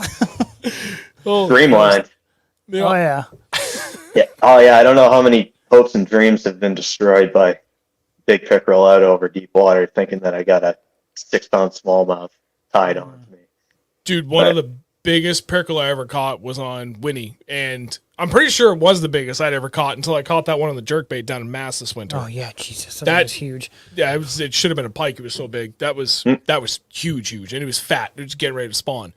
But I was fishing with Travis Rocket on New Hampshire Bass Nation tourney on Winnie. God, this is probably 10 years ago now. And we had a good bag. We're like, if we have a kicker, if we can get a good heavy 4 or 5, dude, I think we got a chance of making money today. We had a solid day. It was 20 minutes to go, and I was fishing 25 feet of water with a jig, and I got thumped. When you stick a 5+, you get that good thump. It was like that, and I set the hook and it didn't move, and I looked down, I'm like, this is it. Nope, one of the biggest pickerel I've ever caught. And I was like, what the And that's the thing about the way that they hit too, is that it feels so like a giant largemouth just stuck in the jig in like that. Oh. But you have that moment of excitement, like bam, you get absolutely smoked, and then you're like, oh my god, huge bass, and then that little thought starts like growing in the back of your head. You're like, no, that was definitely just like an 18-inch peckerel that just smoked that jig. And then It lasts for like lo and 3 behold, seconds. here it is. Right. 3 seconds, you're like, yeah. No. But then when it does happen, and then you set the hook and it feels super heavy, and you're like, you can't even move it. You're like, okay, this is it. This is game time right here. Yeah. Yeah. It's when, oh man, the 2-day Berkshire tournament. Oh my I god. caught that 6 1/4, whatever it was. Don't be a pike. Don't be a pike. Don't be a pike. Don't be a pike. It wasn't a pike. Yeah. Thank God. Then you go to Champlain. It's like a whole other different animal, like that Plunder Bay, and you stuck that drum. Your first thought was like, "Yep, giant." Nope, something about this ain't right. We ran into that. So we had an EKF event on. You could either fish Messalonsky or Great Pond in Belgrade in Maine, and at both places, people were running into this. I mean, we were fishing bait balls over very deep water. 50, sometimes 60 feet of water. And, you'd mark something big, drop down, you're fishing all smallmouth here. And, I mean, this happened to me in the tournament. I thought I had lunker. Like, it hadn't happened much in free fishing, but I set the hook on it with my drop shot rod and just absolutely doubled over. I'm like, oh my God, this is it. This is it right here. Like, there's no way that this is the pike, because I caught a few up shallower in the cabbage. I'm bringing it. I'm so excited and everything, and I just see that that brindled color and the fins, and I'm like, oh my God, no! How is this even possible? How did I even catch this thing? It's in 60 feet. It was like in 45 over 60 feet of water, but other people were running into the same thing. And it was just like it was such a heartbreak. I do have a question for you actually about Winnipesaukee. Sure. What do you think? Do you think it would be very bad for the population of fish in there if you threw pike in there to get rid of the rock bass? At least help get rid of them? We are now officially, Andrew and I, members of Reel Northern Bass, are making a formal request to Fish and Game. Please fix the rock bass problem. Introduce pike. I got a feeling that that's probably not going to happen. No, I know. But I don't know. I think it's a good idea. I mean, the rock bass, unfortunately, because they occupy such a similar niche as smallmouth. I mean, it will be hard to eradicate them for sure. I don't think they're probably there to stay, but they definitely are. Pike for sure. I mean, in the way that I've seen it, the quality of the smallmouth in Winnipesaukee has improved noticeably over the last 2 or 3 years. I think. Just looking at tournament results, across the board, largemouth and smallmouth, they're definitely getting better. Yes. So, introducing another predatory species such as pike would definitely have a large impact in that upward trend. Yep. So I guess that would probably there may be some sort of benefit, but probably more downside than benefit to something like that. I'm going to go on the record now that you're here. I'm going to disagree with Fish and Game on this.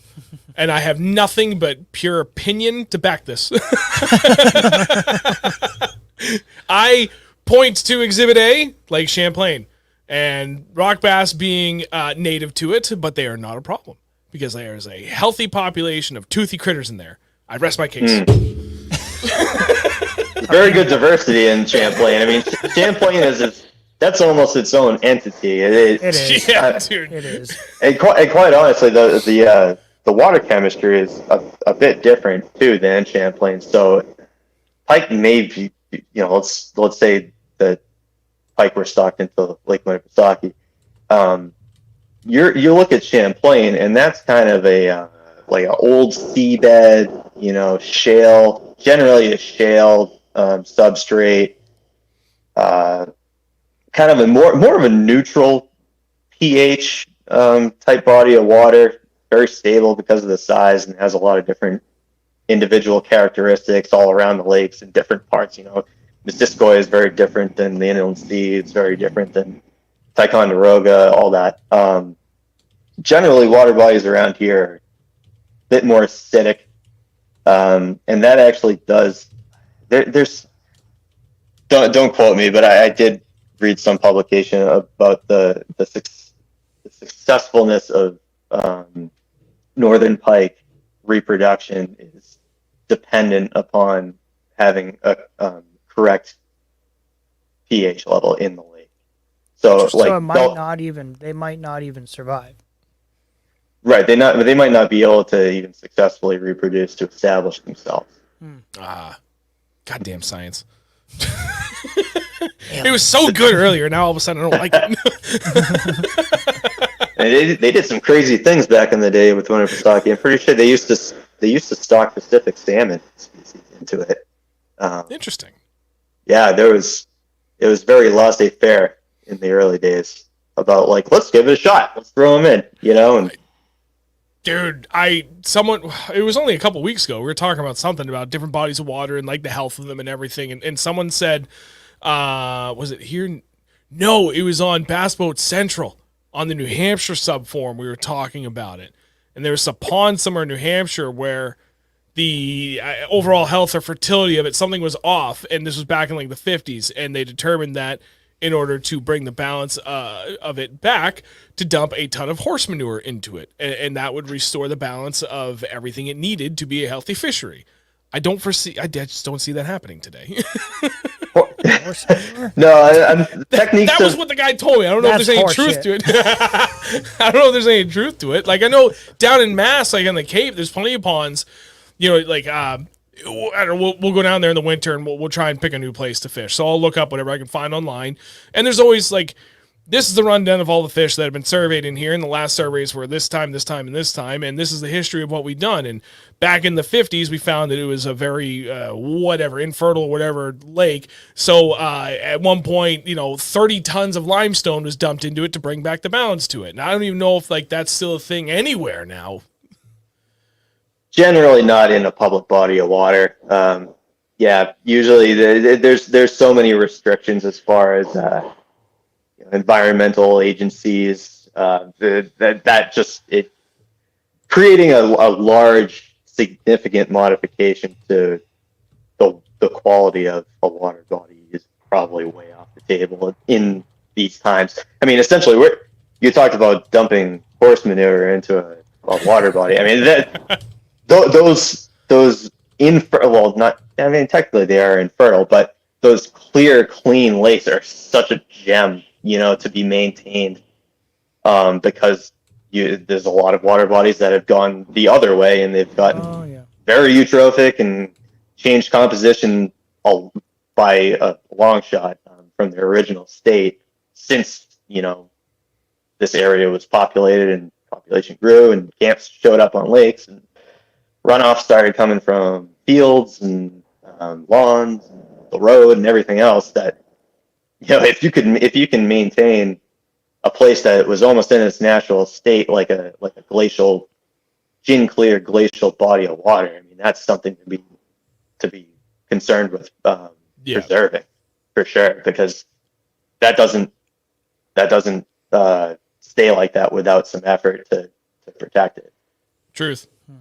Anthony in the chat, Conga modded Mass was at its best when septic was leaching into it. It was wild in the late 90s. Interesting.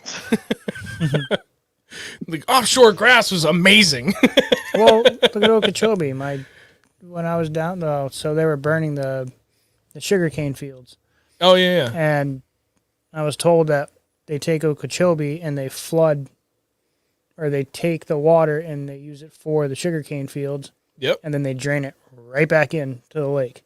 Oh. With all the pesticides. Oh. And all that stuff.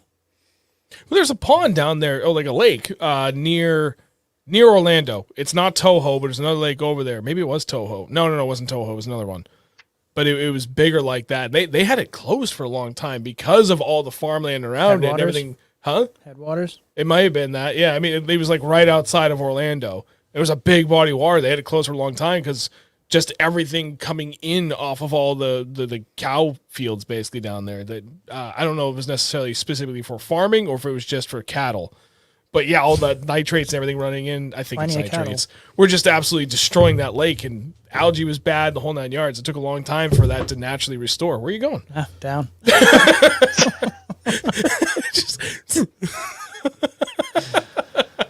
Speaking of going, I'm gonna take a break for just a second. I'll be right back.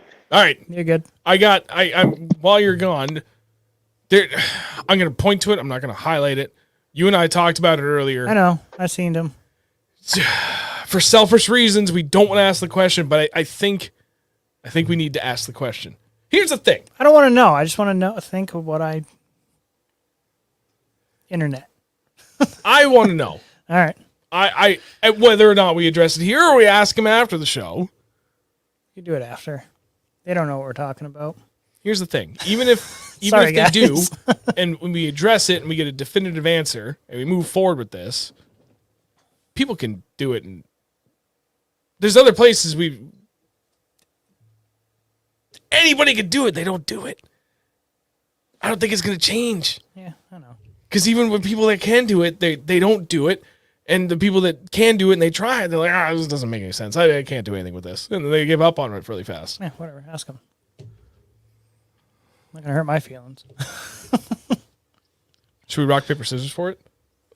Best out of 3. That's the universal rules. So this is, no, we don't. We ask on the stream. We ask privately. Okay. Okay. 1, 2, 3, shoot. Shit. 1, 2, 3, shoot. 1, 2, 3, shoot. Damn. 1, 2, 3, shoot. Oh. 1, 2, 3, shoot. Fuck. Yes. What are we playing? Rock, paper, Nothing. scissors for? Ask you or don't ask you. Is it about who gets to ask a question or what? Yeah, Yes. pretty And much. it was, it's not a big deal at the end of the day. There's for selfish reasons, we didn't want to ask it because it may or may not give us a competitive advantage depending upon the answer. But to my point on that, it's about Alabama rig. But it's something people can do in Vermont and have been doing it for a long time. And we've been very, Jody, compelling audio. And we've been doing really well with it recently, the last 2 years specifically.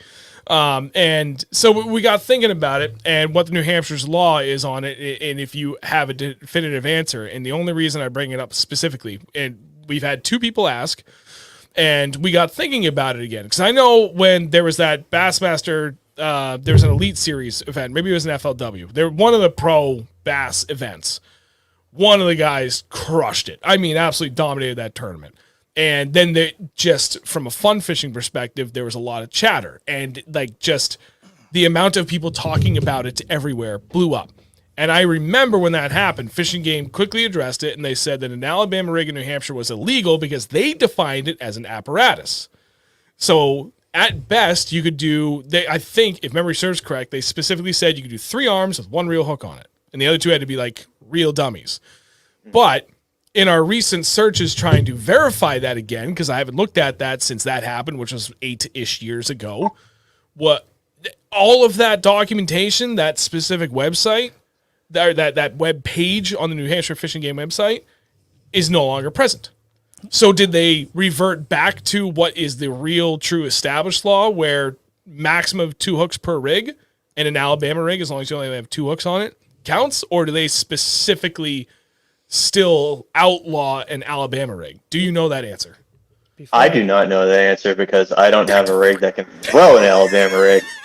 Via I'm a meat and potato. Bassmaster.com. States in which an Alabama rig with 3 hooks or more are considered illegal, including New Hampshire, Minnesota, Iowa, Kansas, Nebraska, Massachusetts, Nevada, Vermont, and Maryland. It only says states in which Alabama with 3 or more is considered illegal.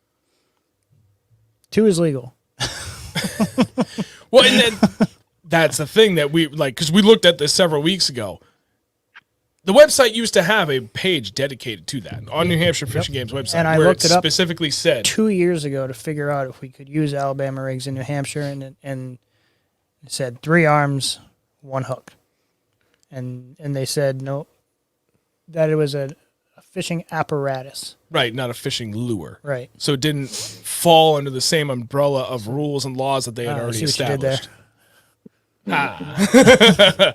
So, but now that's all gone. There is no reference to it. No matter how I search for it, I cannot, it just does not exist on the Fishing Game website where it used to, where they specifically called it out. So the only thing you can find is you are allowed up to 2 single point hooks on one line. By that definition, a 5-armed Alabama rig with only 2 hooks would be legal. It fits that criteria. So if you don't know the answer, what would be our best avenue to find that out? Just an email to Fishing Game, or is there a specific resource that a specific person that would be better to reach out to regarding that? I do not know that personally because I don't throw rigs. I mean, I think the biggest thing with different teasers, no, it doesn't even have more teasers. It's just more blades. Have you ever seen that Quadzilla? Yep. But yeah, I throw that from time to time. So obviously there's only one hook on that on the rear lure, but I think your best route is to contact law enforcement, contact the conservation officer or headquarters, their law enforcement division. Okay. And get an answer from them because they're the ones that are out enforcing the laws, so they would know probably better than anybody else, and would be the kind of where the buck stops. You know what I mean? Yeah. Oh man, what the hell is his name? Sean. Sean. But the new Sean. Yes, the new Sean. Yeah. He was at Fishing Game. He was on Northwoods Law and all that. Now he's a police officer here in Milford. Oh, is he? Yeah, he just got hired a couple weeks ago. I'll go speed on the way home. Right? Just drive around 30 over the speed limit all the time. Wrong one. Gotta go. You're not him. Just drive away. Hey, can you switch? Force. Can you switch out with the guy that I'm looking for? I got a fishing question. Yeah. What the hell are you driving so fast for? I need to know about A-rigs. Where's Sean? God, look at you like you got 3 heads. Sir, you've been deemed mentally unstable. You need to come with me. Right, yeah. How much have you had to drink Is the Fishing Game guy going to be there? Are you able to walk a straight line? No. Yeah, buddy, I could not have a drink for a month. I still couldn't do that. Yeah. So is there something else I can do, please? I can't walk straight in. Yeah. I can stand in the front of my deck and not move an inch in 4-foot swells while putting a jig within an inch of where I really mean to. But you ask me to walk that straight damn line, I can't do it. Everybody has different talents. My body, my brain knows where it wants to dedicate its energy to, okay? I can't fight it. Exactly. Natural. Tandem walk.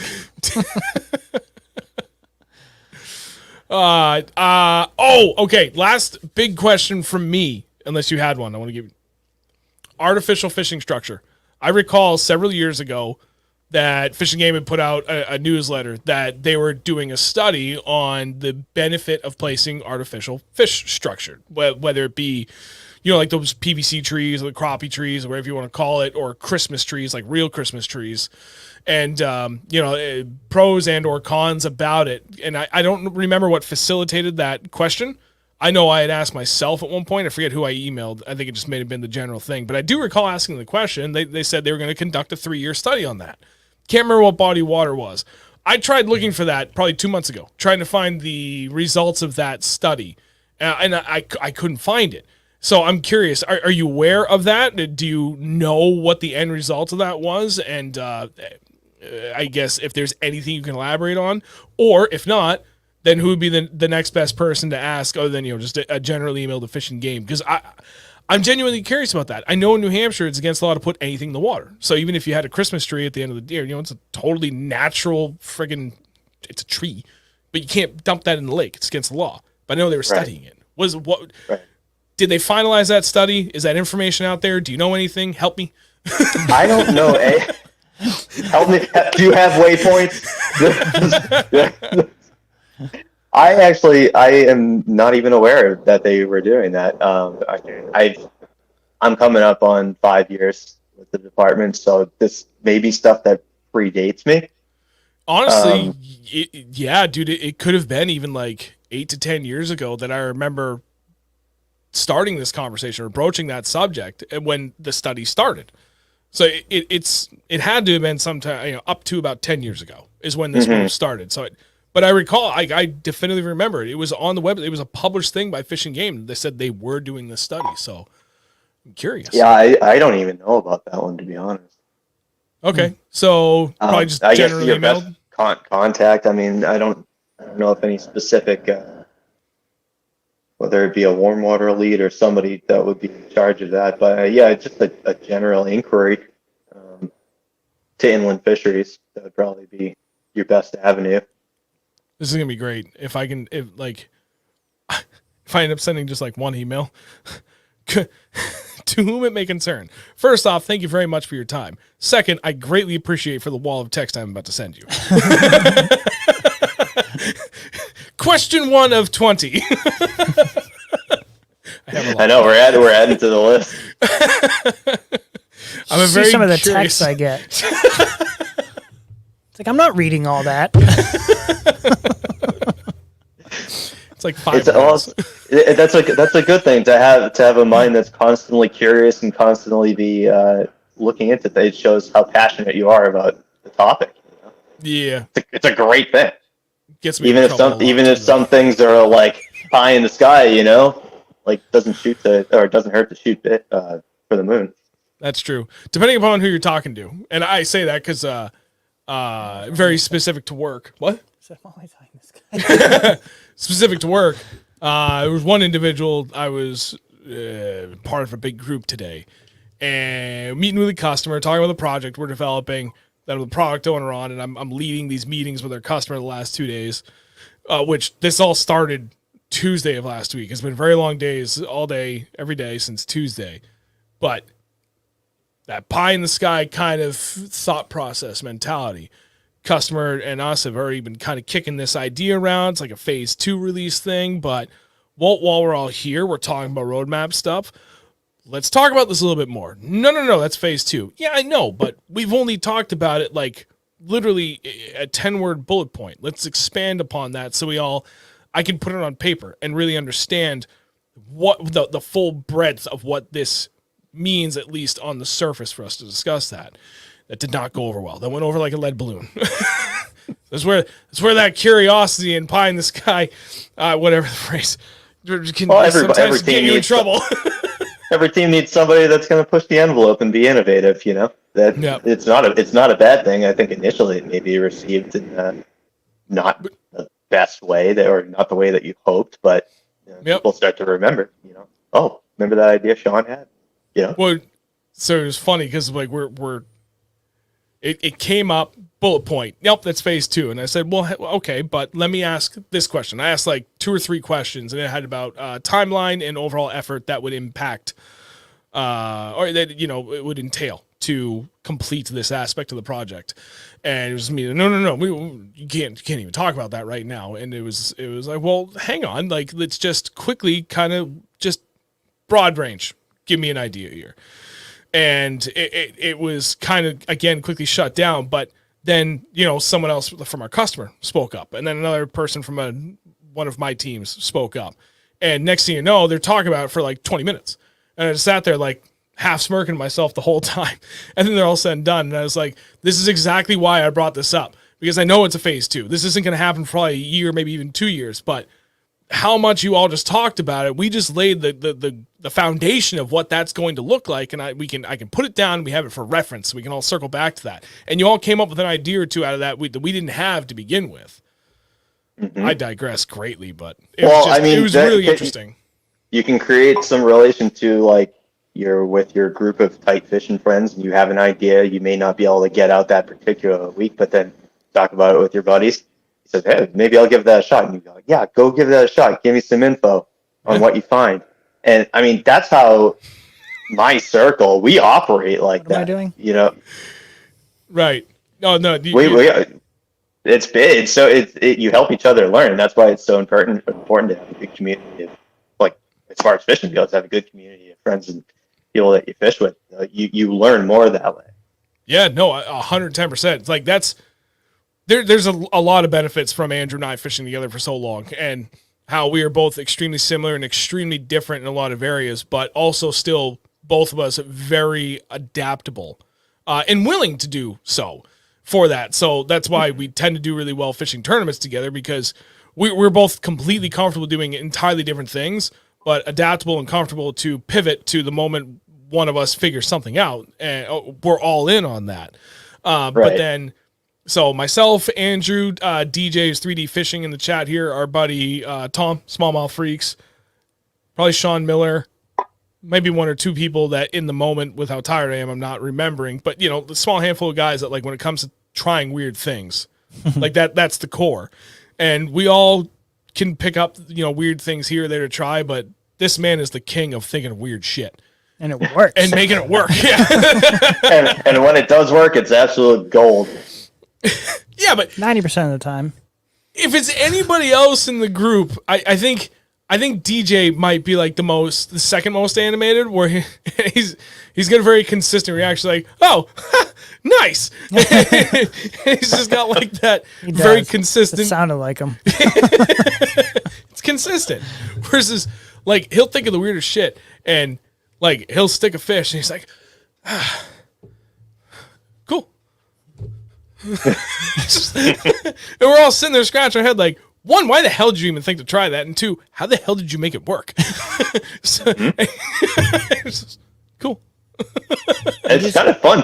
It's fun throwing the offbeat stuff when nobody else thinks it's going to work too, and then you catch something and you go like, like. I enjoyed it. I was out with a friend of mine on Winnie this summer, and we were doing the usual thing, and I'm like, I got a blade bait with me. I bet they'll eat that. He's like, no, that's a wintertime thing. I'm like, I'm gonna try it. Like, third cast, got like 2.5, 3 pound smallmouth out of 30 feet of water. I'm like, so what do you think? Does it work? That's awesome. Of course it's gonna work. It's made to get eaten. Yeah. Why wouldn't it work? Like, that's the thing. Give it a shot. That's how you learn. That's how you discovered. I spent a lot of this year kind of trying new baits, and it was fun. Yeah. Even Steve was like, "Why do you keep throwing all this stupid stuff?" I'm like, "Because it's fun." That's why. Well, that's like a lot of the draw for bass fishing, specifically for me, is that you can do it successfully using so many different techniques. Like, think about fishing for trout. Generally, you're either fly fishing or throwing a drop shot, some bait, or right, you can catch everything. Do it, but I mean, bass fishing is so much diversity in the different types of tackle, different lures, and everything, techniques, shallow, deep, everything that you can do to catch them. That's a big draw. Mm-hmm.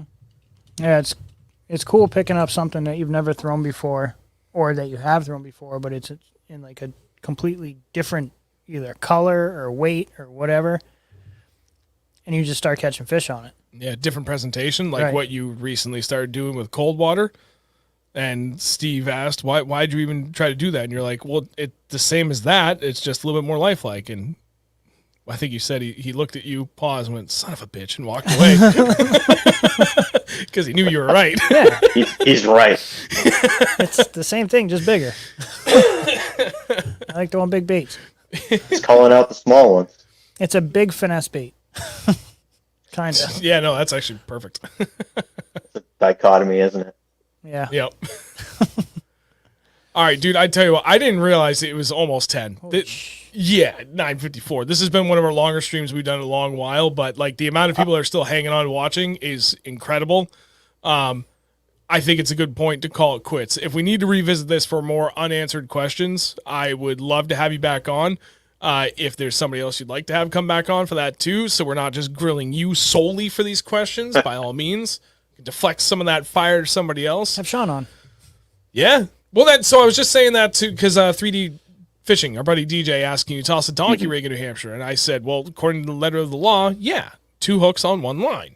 But then I followed that up with, well, maybe we should have a CO on so they can answer the more of the law related questions. That would probably be a very good resource to be able to give a more specific answer. I mean, I'm a biologist, so I don't focus on the letter of the law as much. I'm aware of it because I do fish and because I'm involved in the sport.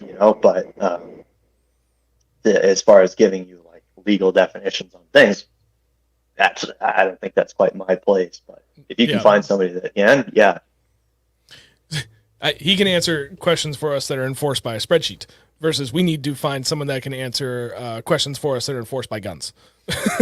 Yeah. sure, that's a great way of putting it. I'm broken inside. Same. Not a bad analogy, though, in comparison to how everyone put it. No, you guys had some great questions tonight, and I appreciate you having me on to Appreciate answer you them. coming on. Have a good talk. Yeah, it was fun. Yeah, man, had a blast.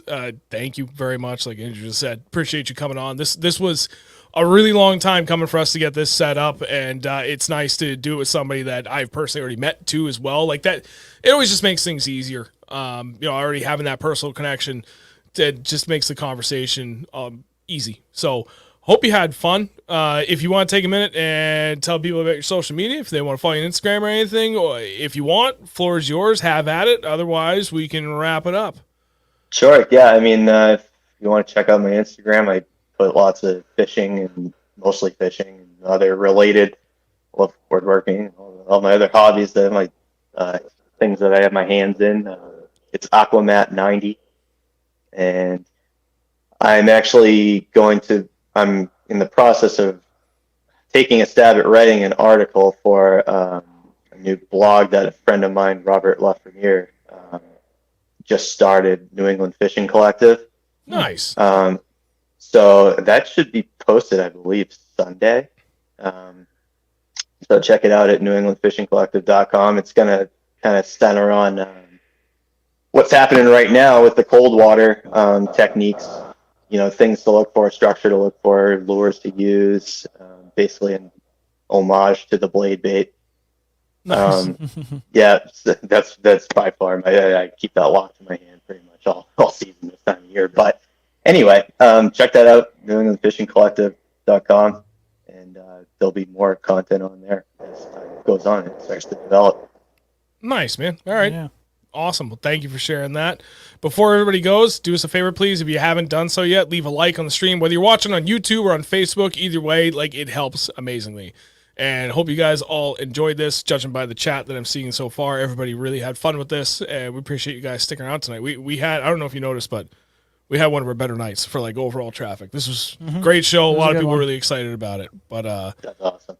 it's been 2 weeks. I just want you to know I had to nail the outro without you last week. Did I had you to nail it? I did. I had a lot more practice at this. I'm sorry. But now you're back. Do it. First try. Here we go. Don't fuck it up. We will see you guys next week. As always, every Wednesday at 8 p.m. at youtube.com/ReelNorthernBass. Oh my God, nailed it. Yes. Did it. And it was fast. That it was. No hesitation. Nicely done. Thank you, sir. All right, everybody. Have a great night. New video up on Friday with my PB Smalley and a couple donkeys by this guy, too. That was that 23.5 pound day. Oh, yeah. No, yeah, dude, don't worry about it. That's going up Friday. It's supposed to be up Monday, but work is just really, really good. No other way to put it. Really, really good. Just hella busy. So got pushed to Friday. Other than that, we'll be back next Monday, like you said. Everybody have a wonderful night. See you next time. See you later.